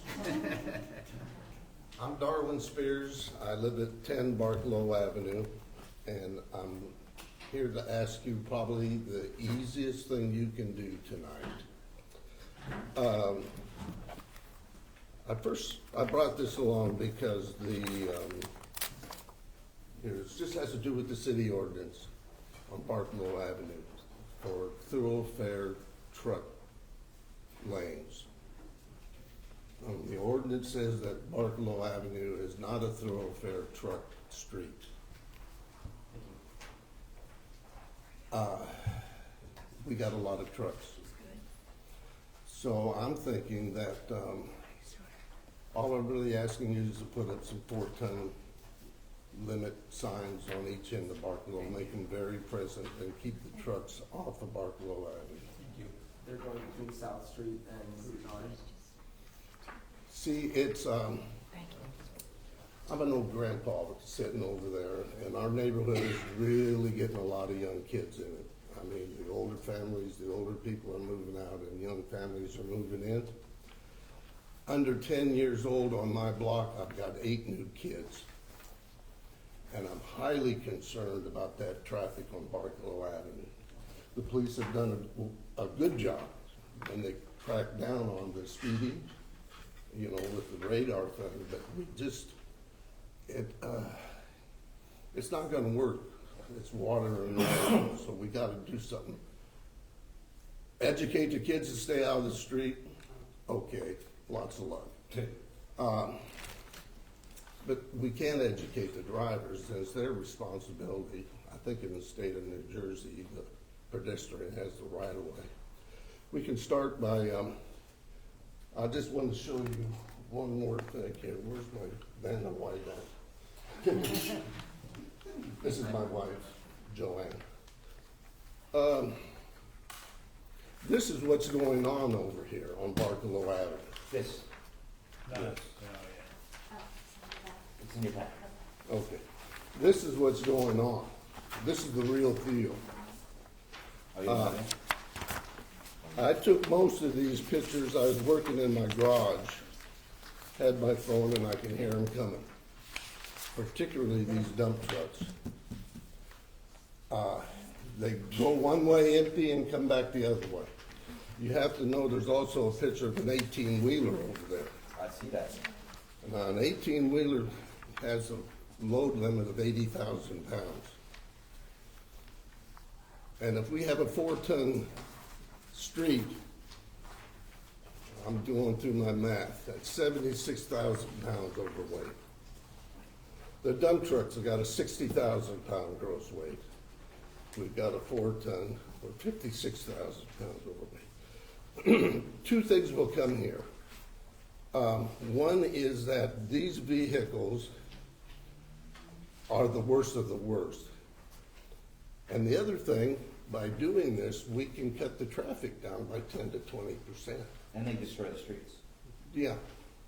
I mean, you know, and yeah, they are, matter of fact, that was going to be my next issue. I'll bring you some pictures of the asphalt coming up in front of my house. So I think if we put 4-ton signs on each end of the street, one on each side, make it prominent, and particularly down where they come off of Highway 9, make them prominent right there so that they don't get up in there and can't get out. That's all I'm asking. I think it'll solve it. Are you aware, have those notices gone out yet for Yes. so on the 30th of this month, we're having a meeting with the Brentwood Barcelo folks right Okay. here in this room. Okay. At 6:30? 6:30 it is. Yeah, that's. Thirty on that, I- and this would be a perfect, area of discussion for that particular meeting. As Mr. Gallo's about to tell you, I sent him pictures on a wreck. I hate these huge trucks coming through town. So, Well, this is something I think there's, everyone in this town, I think is right with you. I think we can cut to the chase. We'll put your signs up. Okay? Thank you very much. Thank you very much. And I do want to say one other thing while I'm here. The back of my deck, I can look out and see the school, you know. So one day I thought, I'm not hooked. I'm too old to hook with these PTA people. I walked around the school. Magnificent school. Unbelievable job. I'm impressed. Want children to be taken care of and educated. Duh. But knowing that you guys got that thing built, and 97% of it was paid with federal funds, right? Right. I love you as a property owner. I love you as a property owner and a guy that's trying to make his bills. You should be commended for that. Thank you. Whoever was involved in that. And let me just add something, if I might, since the Spears are here tonight. I would like to publicly thank you for your daughter. When we were doing the vaccination clinic for 3 months, that was supposed to be a day, their daughter was our EMT on duty at that She's a good vaccination girl. clinic for all that time. So I worked with her all that time. And So thank you. she's still at it. She's Yes, good up her end. She's in Vermont. Okay, go get some sleep, jeez. Steve, I just have a question. Can we get a sample of one of those signs for the meeting on the 30th? Sure. Because we can make it in house. Okay, yeah, we can do that as soon as possible. These trucks won't stop. You want these? I'm not sure they will, but having the yeah. signs up is the first step. Yeah. You want these? 911. You want these back to hand out at that meeting? Oh, yeah, well, I guess, yeah. Yeah, don't you have to print again? Paper. Let's recycle them. Yes. I like your jacket. Thank you very much. I don't need to wear it once a year. There you go, thank you. Appreciate you guys. Walk slow. Yolanda Curry, 54 Bond Street, Freehold, New Jersey. I just want to say I made it, and I want to thank you for getting it started. But I'll be happy when it finished. So will we. But anyway, I am very happy for everything. I thank you guys for your prayers, and I thank God for letting me get to see two things happen: the name on the street and this. That's my blessing, and I hope all the blessings go to you guys too, and keep up the good work. And I gotta sit down and I'll talk to y'all later. Thank you.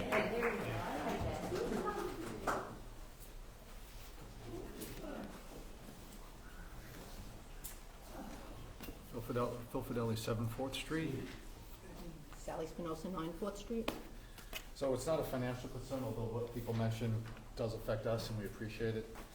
It's more the quality of life in the borough, and I don't know if the police department has an active program for it. It's the vehicles that have expired inspection stickers, no inspection stickers, no registration, no insurance, that are parked throughout the borough, and there's quite a number of them. All right, so we have to, abide by the rules and do what we do, but, there's cars that are, some are phantom cars that have been sitting there, and others that are used, on a daily basis that are in violation, per se. In addition, there's a particular property that operates like a used car business at Ford and 4th. Switching plates, non-registered, it's a constant thing throughout the day and evening. It's disruptive because when you're trying to back out or pull into your property, there's lines of cars that are basically blocking the street from that other side, so.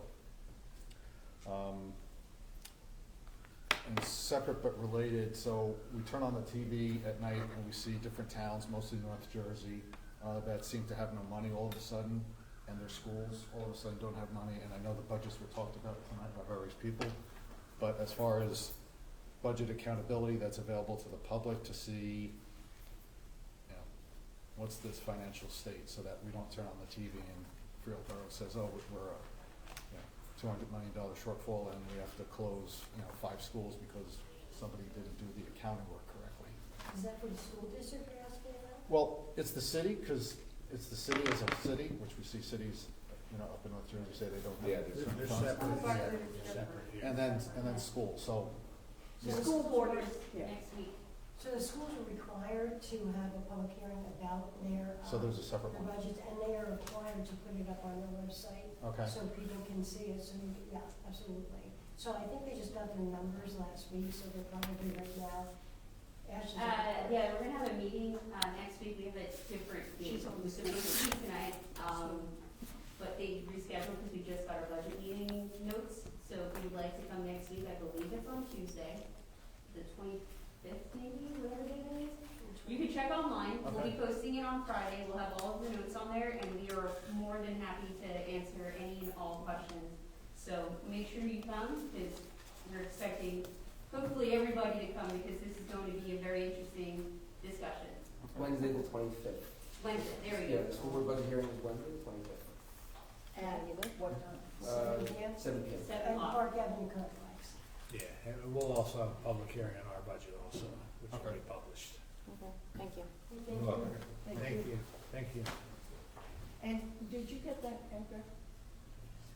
Yes, 44.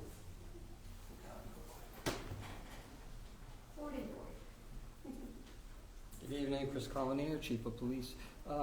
Just to address the residents' complaint, we do randomly check for abandoned vehicles around the town. And when we do find a vehicle that is been left for abandonment and disrepair sitting on the street, we will issue a notice and request that the vehicle be removed within 10 days of issuance of that notice. If we do find a car is unregistered, we can remove it immediately. A lot of these cars that people see sitting on the street, you can't go by the inspection sticker. One has nothing to do with the other.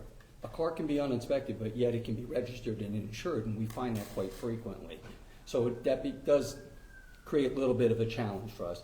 But when we prove that the car is in disrepair, it's sitting on the street, debris building up around on the car, we will issue a 10-day notice. I want to say the borough ordinance, I believe, says 48 hours if it's sitting in one spot, but let's be realistic. People do go away. People do leave a car there. So we're looking for something a little more long-term than the brief time period of 48 or 72 hours. But it is stuff that gets addressed, and if a resident has a car that's sitting in front of the residence or sitting on their block, they can contact the police department and we will go out and address it. Thank you. Thank you. And Steve, that's something that could be entered through the portal as well, right? Yes.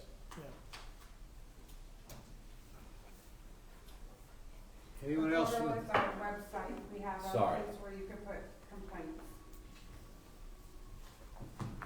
Anyone else from the public care to make a comment to the governing body? Seeing none, I'll entertain a motion to close the public portion. So move. Second. Roll call, please. Councilperson De Benedetto? Yes. Friedman? Yes. Jordan? Yes. Reich? Yes. Rogers? Yes. Schutzer? Yes. Okay, our public comment section is closed. Item 16 is council reports and comments. Start off with Council President Friedman. Thank you, Mr. Mayor. I want to thank everyone who came out tonight, and those who watched online. I think there was a lot of good information tonight.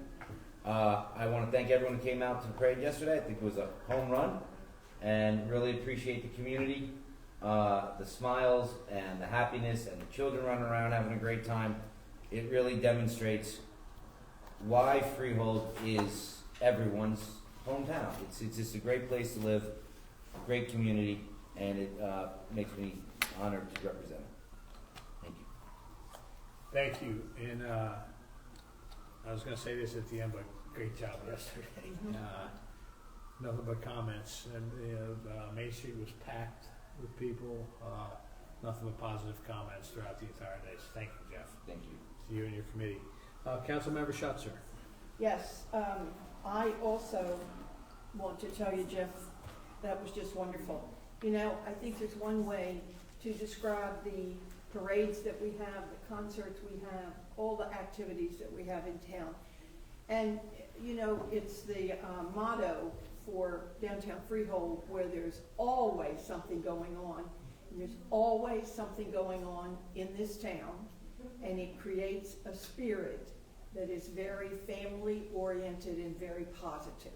And Jeff, we thank you for that yesterday. Thank you. If you could have done a little something about the cold weather, but that's okay. Yeah, I only have so much to say. Yeah, right, exactly. I am not Alice. I was just gonna say that, yes. Right, right. The McAkin Awards, for Volunteer of the Year, Wendell Everett; for Businessman of the Year, Business Person of the Year, Keith Lewis of Sweet Lou's; and organization, Food Stop. Those awards have been determined and awarded, and they will be officially awarded on the 21st of May. Tickets will be available for $30 as of April 1st. And you can speak to me or call here. I'll have some stuff outside you can fill out if you're interested in tickets. Chair Yoga is every Thursday at 1 o'clock in the makeshift library we have right inside the door. And it's wonderful, isn't it, Annie? And there's room for others, so if you'd like to come, we would, or you know someone who would like to come from the borough, we would be happy to have them. And Annette will speak about this, but that goes for Mahjong too, because that's every Tuesday morning and evening. Or is it afternoon? Morning. 11 and 6. Yeah, 11 and 6.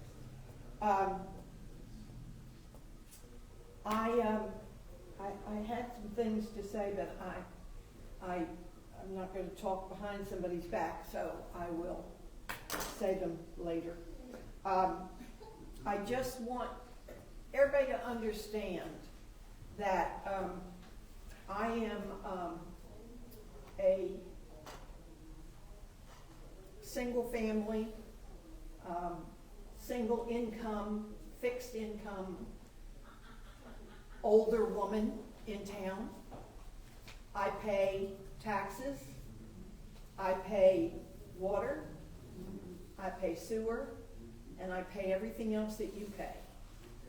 And I struggle too.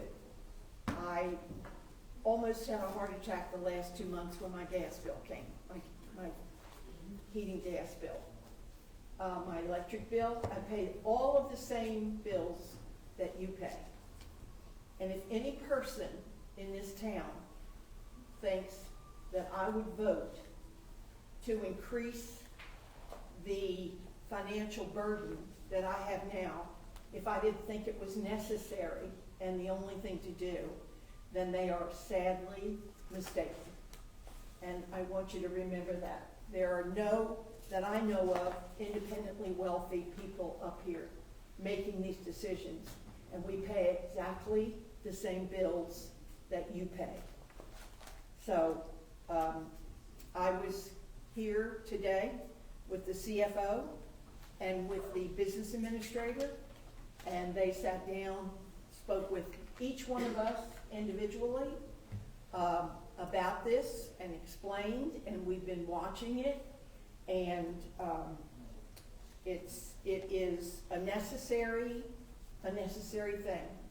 And as far as saying in the campaign, oh, by the way, I'm going to vote for your water bill to go up. If anybody had asked me during the campaign, I certainly would have said common sense dictates that it's going up because we lost one of our biggest water consumers. And the last year that I ran for office, we were having a garbage company crisis, and that garbage bill has gone up. This was a short month, so it was $109,000 this month. But last year, in previous years, it's been in the neighborhood of $80,000 to $90,000, and we've had garbage pickup bills that are in the neighborhood of $120,000 and more. It went up, and yet during that campaign, I never once thought to say, and oh, by the way, your garbage pickup is going to go up, and I'm going to vote for it. I hope you get the point that I'm trying to make about the comment that was made about trying to hide the fact that the water was going up. Nobody was hiding it. I think we were all praying that it wasn't going to be what we knew it was going to be, but it is, and you have to deal with that. But also, I need to say this because I see, and I'm preaching, I guess, mostly to the choir here, but I see how hard we work. I see the number of hours that we go through. I mean, Margaret and the Finance Committee have, spent hours and hours. That's what I was laughing at. The On hours that we spent. on the financial finance committee, and I see, and I get so upset when I see that sometimes you just can't please people, no matter what you do. Reality is reality. We all made promises when we took these offices, ran for these offices. And my promise was that I would do everything in my power without owing allegiance to anybody but the residents in this town. That I would do what I thought was best for the residents in this borough. I voted tonight for the water increase, which I will be paying as well out of my fixed income. And I never once thought to say, no, I'm not going to vote for that increase because we'll just fake it and we'll just, not take care of the water supply we have and whatever. So I just want everybody to keep those things in mind when you are constantly criticizing. I don't know why I'm trying to be tactful, because it's just not in my nature. Anyway, I do appreciate your coming out, especially on this night where we were supposed to be having such horrible weather. So be safe, and thank you. And thank you for listening to my tirade. Thank you. Councilmember Benedetto. Yes, thank you all for coming out. I'm going to be brief. Ditto, Sharon, ditto, Jeff, great job on the parade. Welcome to my new friend back here. A young man is going to be visiting us. I'm going to put it out there because you're a big dude. And the other night he was at the planning board, and the planning board wanted to know who the heck he was. So I'm just going to put it. Is it Ethan? Yes. Am I correct? Yes. So I told him to go and visit some of our wonderful, wonderful committees, and maybe possibly he'll get involved. So I just want everybody to know, since you're a big dude, I don't want to challenge you. He came to the public safety. All the sirens are here is 53 Brookwood. The fire's knocked down. It was starting garage. The house is evacuated, but there's a lot of smoke. So you heard all the sirens. Brookwood? God bless our fire department, police department, and EMS. Thank you very much. 53 Brookwood. Oh, it's up the street, okay. It started in a garage. Oh. But it's not, Thanks, building's Mark. knocked down, the house is evacuated, but. No, my neighbor said it's up the street. Whenever I hear those Let's sirens hope going everyone and on. everything as well. Yeah. Thanks. Thank you. Thank you. Councilmember Jordan. Thank you. Just kind of reiterate some of what Sharon was saying, on those water rates, we struggled with that, and we went to our professionals, and we went to Chris, and we said, we can't put this kind of impact on our residents. And how can we make this so it's fair? And it's basically, the more you use, the more you pay. The prison is gonna be they're gonna be hit. So we didn't just cross board say, hey, everybody gets this rate. We did it based on what you used and try to minimize the impact to our residents. So at prison, they use upwards of over 100,000 gallons, and they're gonna be hit with a huge, so we didn't just like do this willy-nilly. We went into this knowing, and I pay to say, I pay too, knowing the impact of what it's gonna do on our community. We're a blue-collar community, and we gotta find ways to be able to mitigate these increases any way we possibly can. So that's what we've been doing. I just wanted to add that. And kudos to Margaret and Adam too. I mean, they're the ones that were like, we gotta figure this out, and we gotta make sure that the people and our residents are protected. So just a couple things, housekeeping, recreation, Easter Bunny will be at the firehouse on April 4th. She'll be there from 11 to 1 p.m. and we'll have treats for the first 150 kids. They can take their photo with the Easter Bunny, and we can also take a tour of the firehouse and see all the trucks. The kids love that as well. On June 7th, Recreation will also be holding a fishing derby at Lake Toponimus. We're going to be starting it at 7:30 in the morning, because that's apparently, all the anglers tell us that's the best time to go out and fish. So we're going to start with our derby, but we decided to do a demonstration just to teach the kids how to fish first, and then we'll move into the derby aspect later on. What else do we have? Our recreation program for summer is closed. We hit the limit like a week and a half into having it out there, but we are still hiring for our summer camp counselors. So if you know of any younger kids, they can go online and they can apply through the Freehold Borough website. We also have, I just wanted to reiterate that bike safety. You know, I've had a couple of residents call me about, now that it's getting nice, the electronic bikes are on the sidewalk, and they're really just kind of going straight through and being crazy. Just, if you see it, report it to us. Our police department are phenomenal when it comes to working with animals. And we'll do another, we did one a year ago, we'll do another education class on bike safety, and also just letting everybody know about the new law change that's going to take effect come June, where you have to be licensed and you have to have insurance on your e-bike. So we'll be working that as well. Participatory budgeting, we'll be launching our project idea submissions for 2026 on April 4th. All of the project submission forms will be online. You can go on the PB portion of our website and fill that out and just hit the button and send it back, or we'll have hard copies in the lobby for people who don't have access to that. And just, we were talking a little bit earlier about our mental health initiatives, and we do have a mental health initiative that we got through Mayor's Wellness, through the state, and it's $15,000 that address mental health issues within our Latino community, but then we also are gonna be taking some of our opioid funds and partnering with some of our partners in the community to broaden that out to all of our community.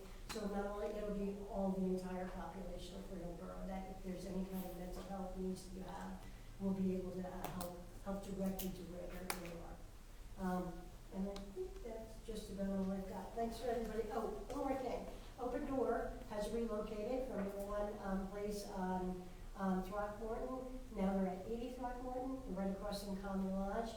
They're going to have a big re-grand opening on Saturday, May 30th, 1 to 4 p.m. They'll have food, they'll have some entertainment, they'll have tours of the building.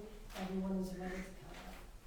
And Jeff, yesterday was phenomenal. Thank you for all your work and all the work of the Arts Council. Appreciate it. Thank you. Nothing can get done without Drew and my That's team, true. so I just want to make note of that as well. Thank you. Councilmember Rogers. Thank you. I'll try and be really quick.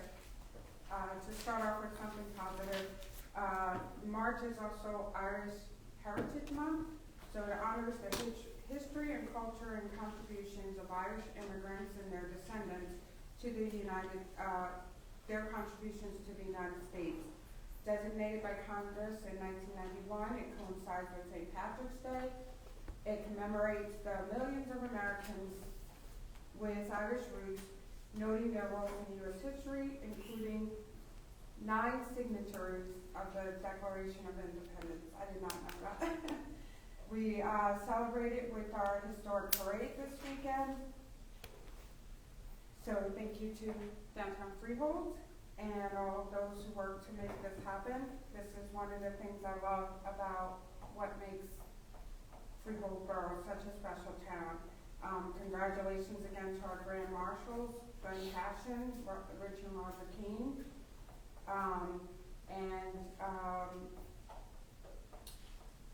I'm not Irish, but it is customary to offer a traditional blessing.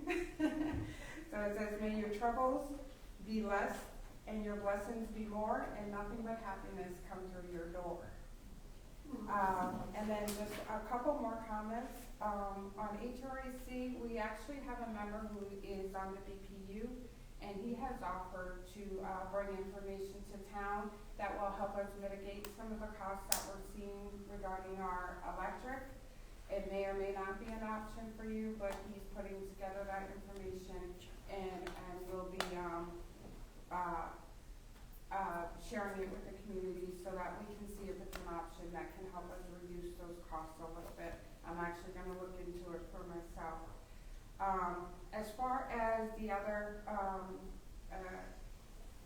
accusations, is the only way I can put it, we spent hours working on the best plan that would create the least impact on our residents.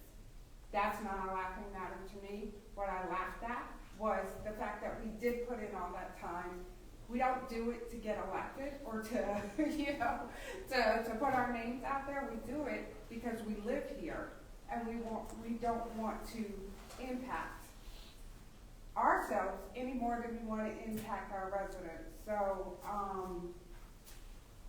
to indicate that it's an election issue is just mind-boggling to me because it has nothing to do with that.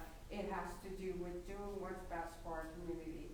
I have spent hours as well reviewing the property tax laws, meeting with the county tax administrator, meeting with our local assessor, trying to figure out what it is that we can do to make our property taxes more palatable. Is there something going on that we're missing or whatever? And that's information I'll share at a later date as I, get to the end of that. But we put in hours and hours and hours of work, not because we want to be elected. Honestly, whether I'm sitting up there or up here, or whether I'm sitting out there, I am gonna work for this community. I always have, and I always will. So, I don't care if you vote for me or not. I like being in a position where I can have an impact, but that's not why I'm here. And you can ask anybody that has sat down and had a conversation with me. I've invited people to be on committees. Even people that don't like me, I've invited them to come and be on a committee with me and get to know me and get to know what we're doing for this town. And it's silence. So if you don't want to sit down and have a conversation with me, that's fine. But don't accuse me of not caring about this community, because I live here and I care. That's all I have to say. Thank you all for coming out tonight. Thank you. Councilmember Reich. Thank you, Mr. Mayor. Apologies for the brief distraction. When a parade's value worth of fire trucks and ambulances and emergency vehicles go down your street, you start getting text messages from all your neighbors making sure everything's okay. Apparently the fire was resolved really quickly, so I'm glad to hear that. I just want to give an additional thank you to our CFO, Chris, and our business administrator, Mr. Gallo. What Councilwoman Rogers said, we put a lot of time and effort into this, trying to come up with the Finance Committee, trying to work up a reasonable resolution to the water revenue deficit that we're facing. It stings, it's going to sting, but the hope is that we're putting something in place that will allow us to maintain the revenue that we need to maintain. Once new revenues come in line, we'll reevaluate it and we'll see where we stand. But right now we have to fill in the gap, and that's what we're doing. We're trying to do the best to fill in the gap that Nestle left us with. And so hopefully, you'll understand that we didn't take this lightly. We didn't do it out of spite. We didn't do it out of trying to, push the burden on the people who don't deserve it. We tried to make it so it was a reasonable and fair resolution for all of us. So we'll see what happens, but I just want to thank both the Finance Committee and all three, the CFO and our business administrator, for the hard work that you put into this. So thank you very much. Yesterday's parade, I was at the Marshals ceremony, the Grand Marshal ceremony. It was great to see everybody out in front of the Legion, as well as everybody lining up for the parade and everybody getting ready to go off. Obviously, the weather could always be warmer, but that's the chance that you get when you do a parade in the middle of March. But congratulations to, again, Downtown Freehold and the Freehold Arts Council for putting on a wonderful parade. Every year it's great. I love the fact that it started out being a one-block parade many, many years ago, and now it's turned into something that's another shining example of what happens here in Freehold Borough on a regular basis. I want to say congratulations for the success for another Freehold Borough Basketball League season. All the coaches, the players, the refs, the parents, everybody that was involved. They had a wonderful season this year. My youngest son Brady played in the season, the league for the second time. He had so much fun. He's learned so much. I really want to thank We Are the Future and the Freehold Borough Recreation Commission for all the sponsorship and hard work for that. And if you didn't make a game this season, come out next season. These kids are amazing. And all of them are going to be better than Michael Jordan one day, and you'll see there's some real stars out there, and it's a really fun season to watch the games. The Memorial Day Parade Committee is hosting a concert of an orchestra of St. Peter's by the Sea, conducted by Father Alphonse Stevenson on Saturday, May 16th at 7 p.m. at the First Presbyterian Church at Freehold. Doors open at 6:30. Tickets are $45 each.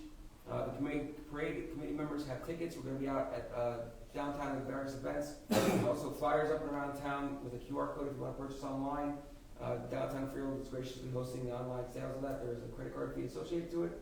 But we would love to have you come out and join us for a wonderful concert. Father Alphonse was here 2 years ago for the 150th parade, and we've excitedly bring him back for the 250th celebration of the birth of America for a concert that evening.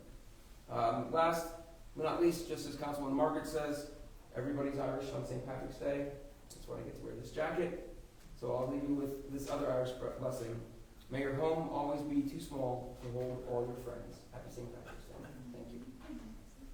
I like the other one that says, may you be in heaven 5 minutes before the devil knows you're dead. Yes. Yeah. Thank you. Thank you. And I guess you would assume that I would have an Irish blessing? Shouldn't assume anything. You're not prepared. Luncheon.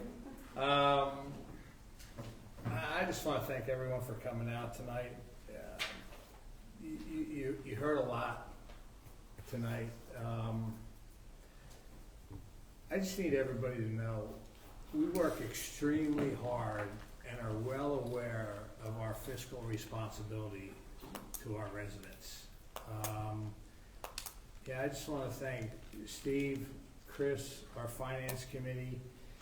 We meet constantly, and you know, unfortunately, March is the beginning of silly season, and you're gonna hear a lot of stuff, you know, but I just need everyone to know that we take this very, very serious of what we do. In a fully developed town like Freehold Borough, there's three things you could do. Cut services, which we don't wanna do.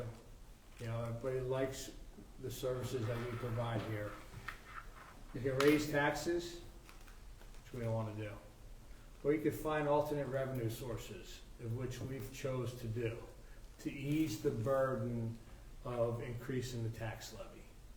And unfortunately, those things take time, but I'm here to tell you that there are many things in play right now that are gonna help this town for many, many years to come when they are fully operational.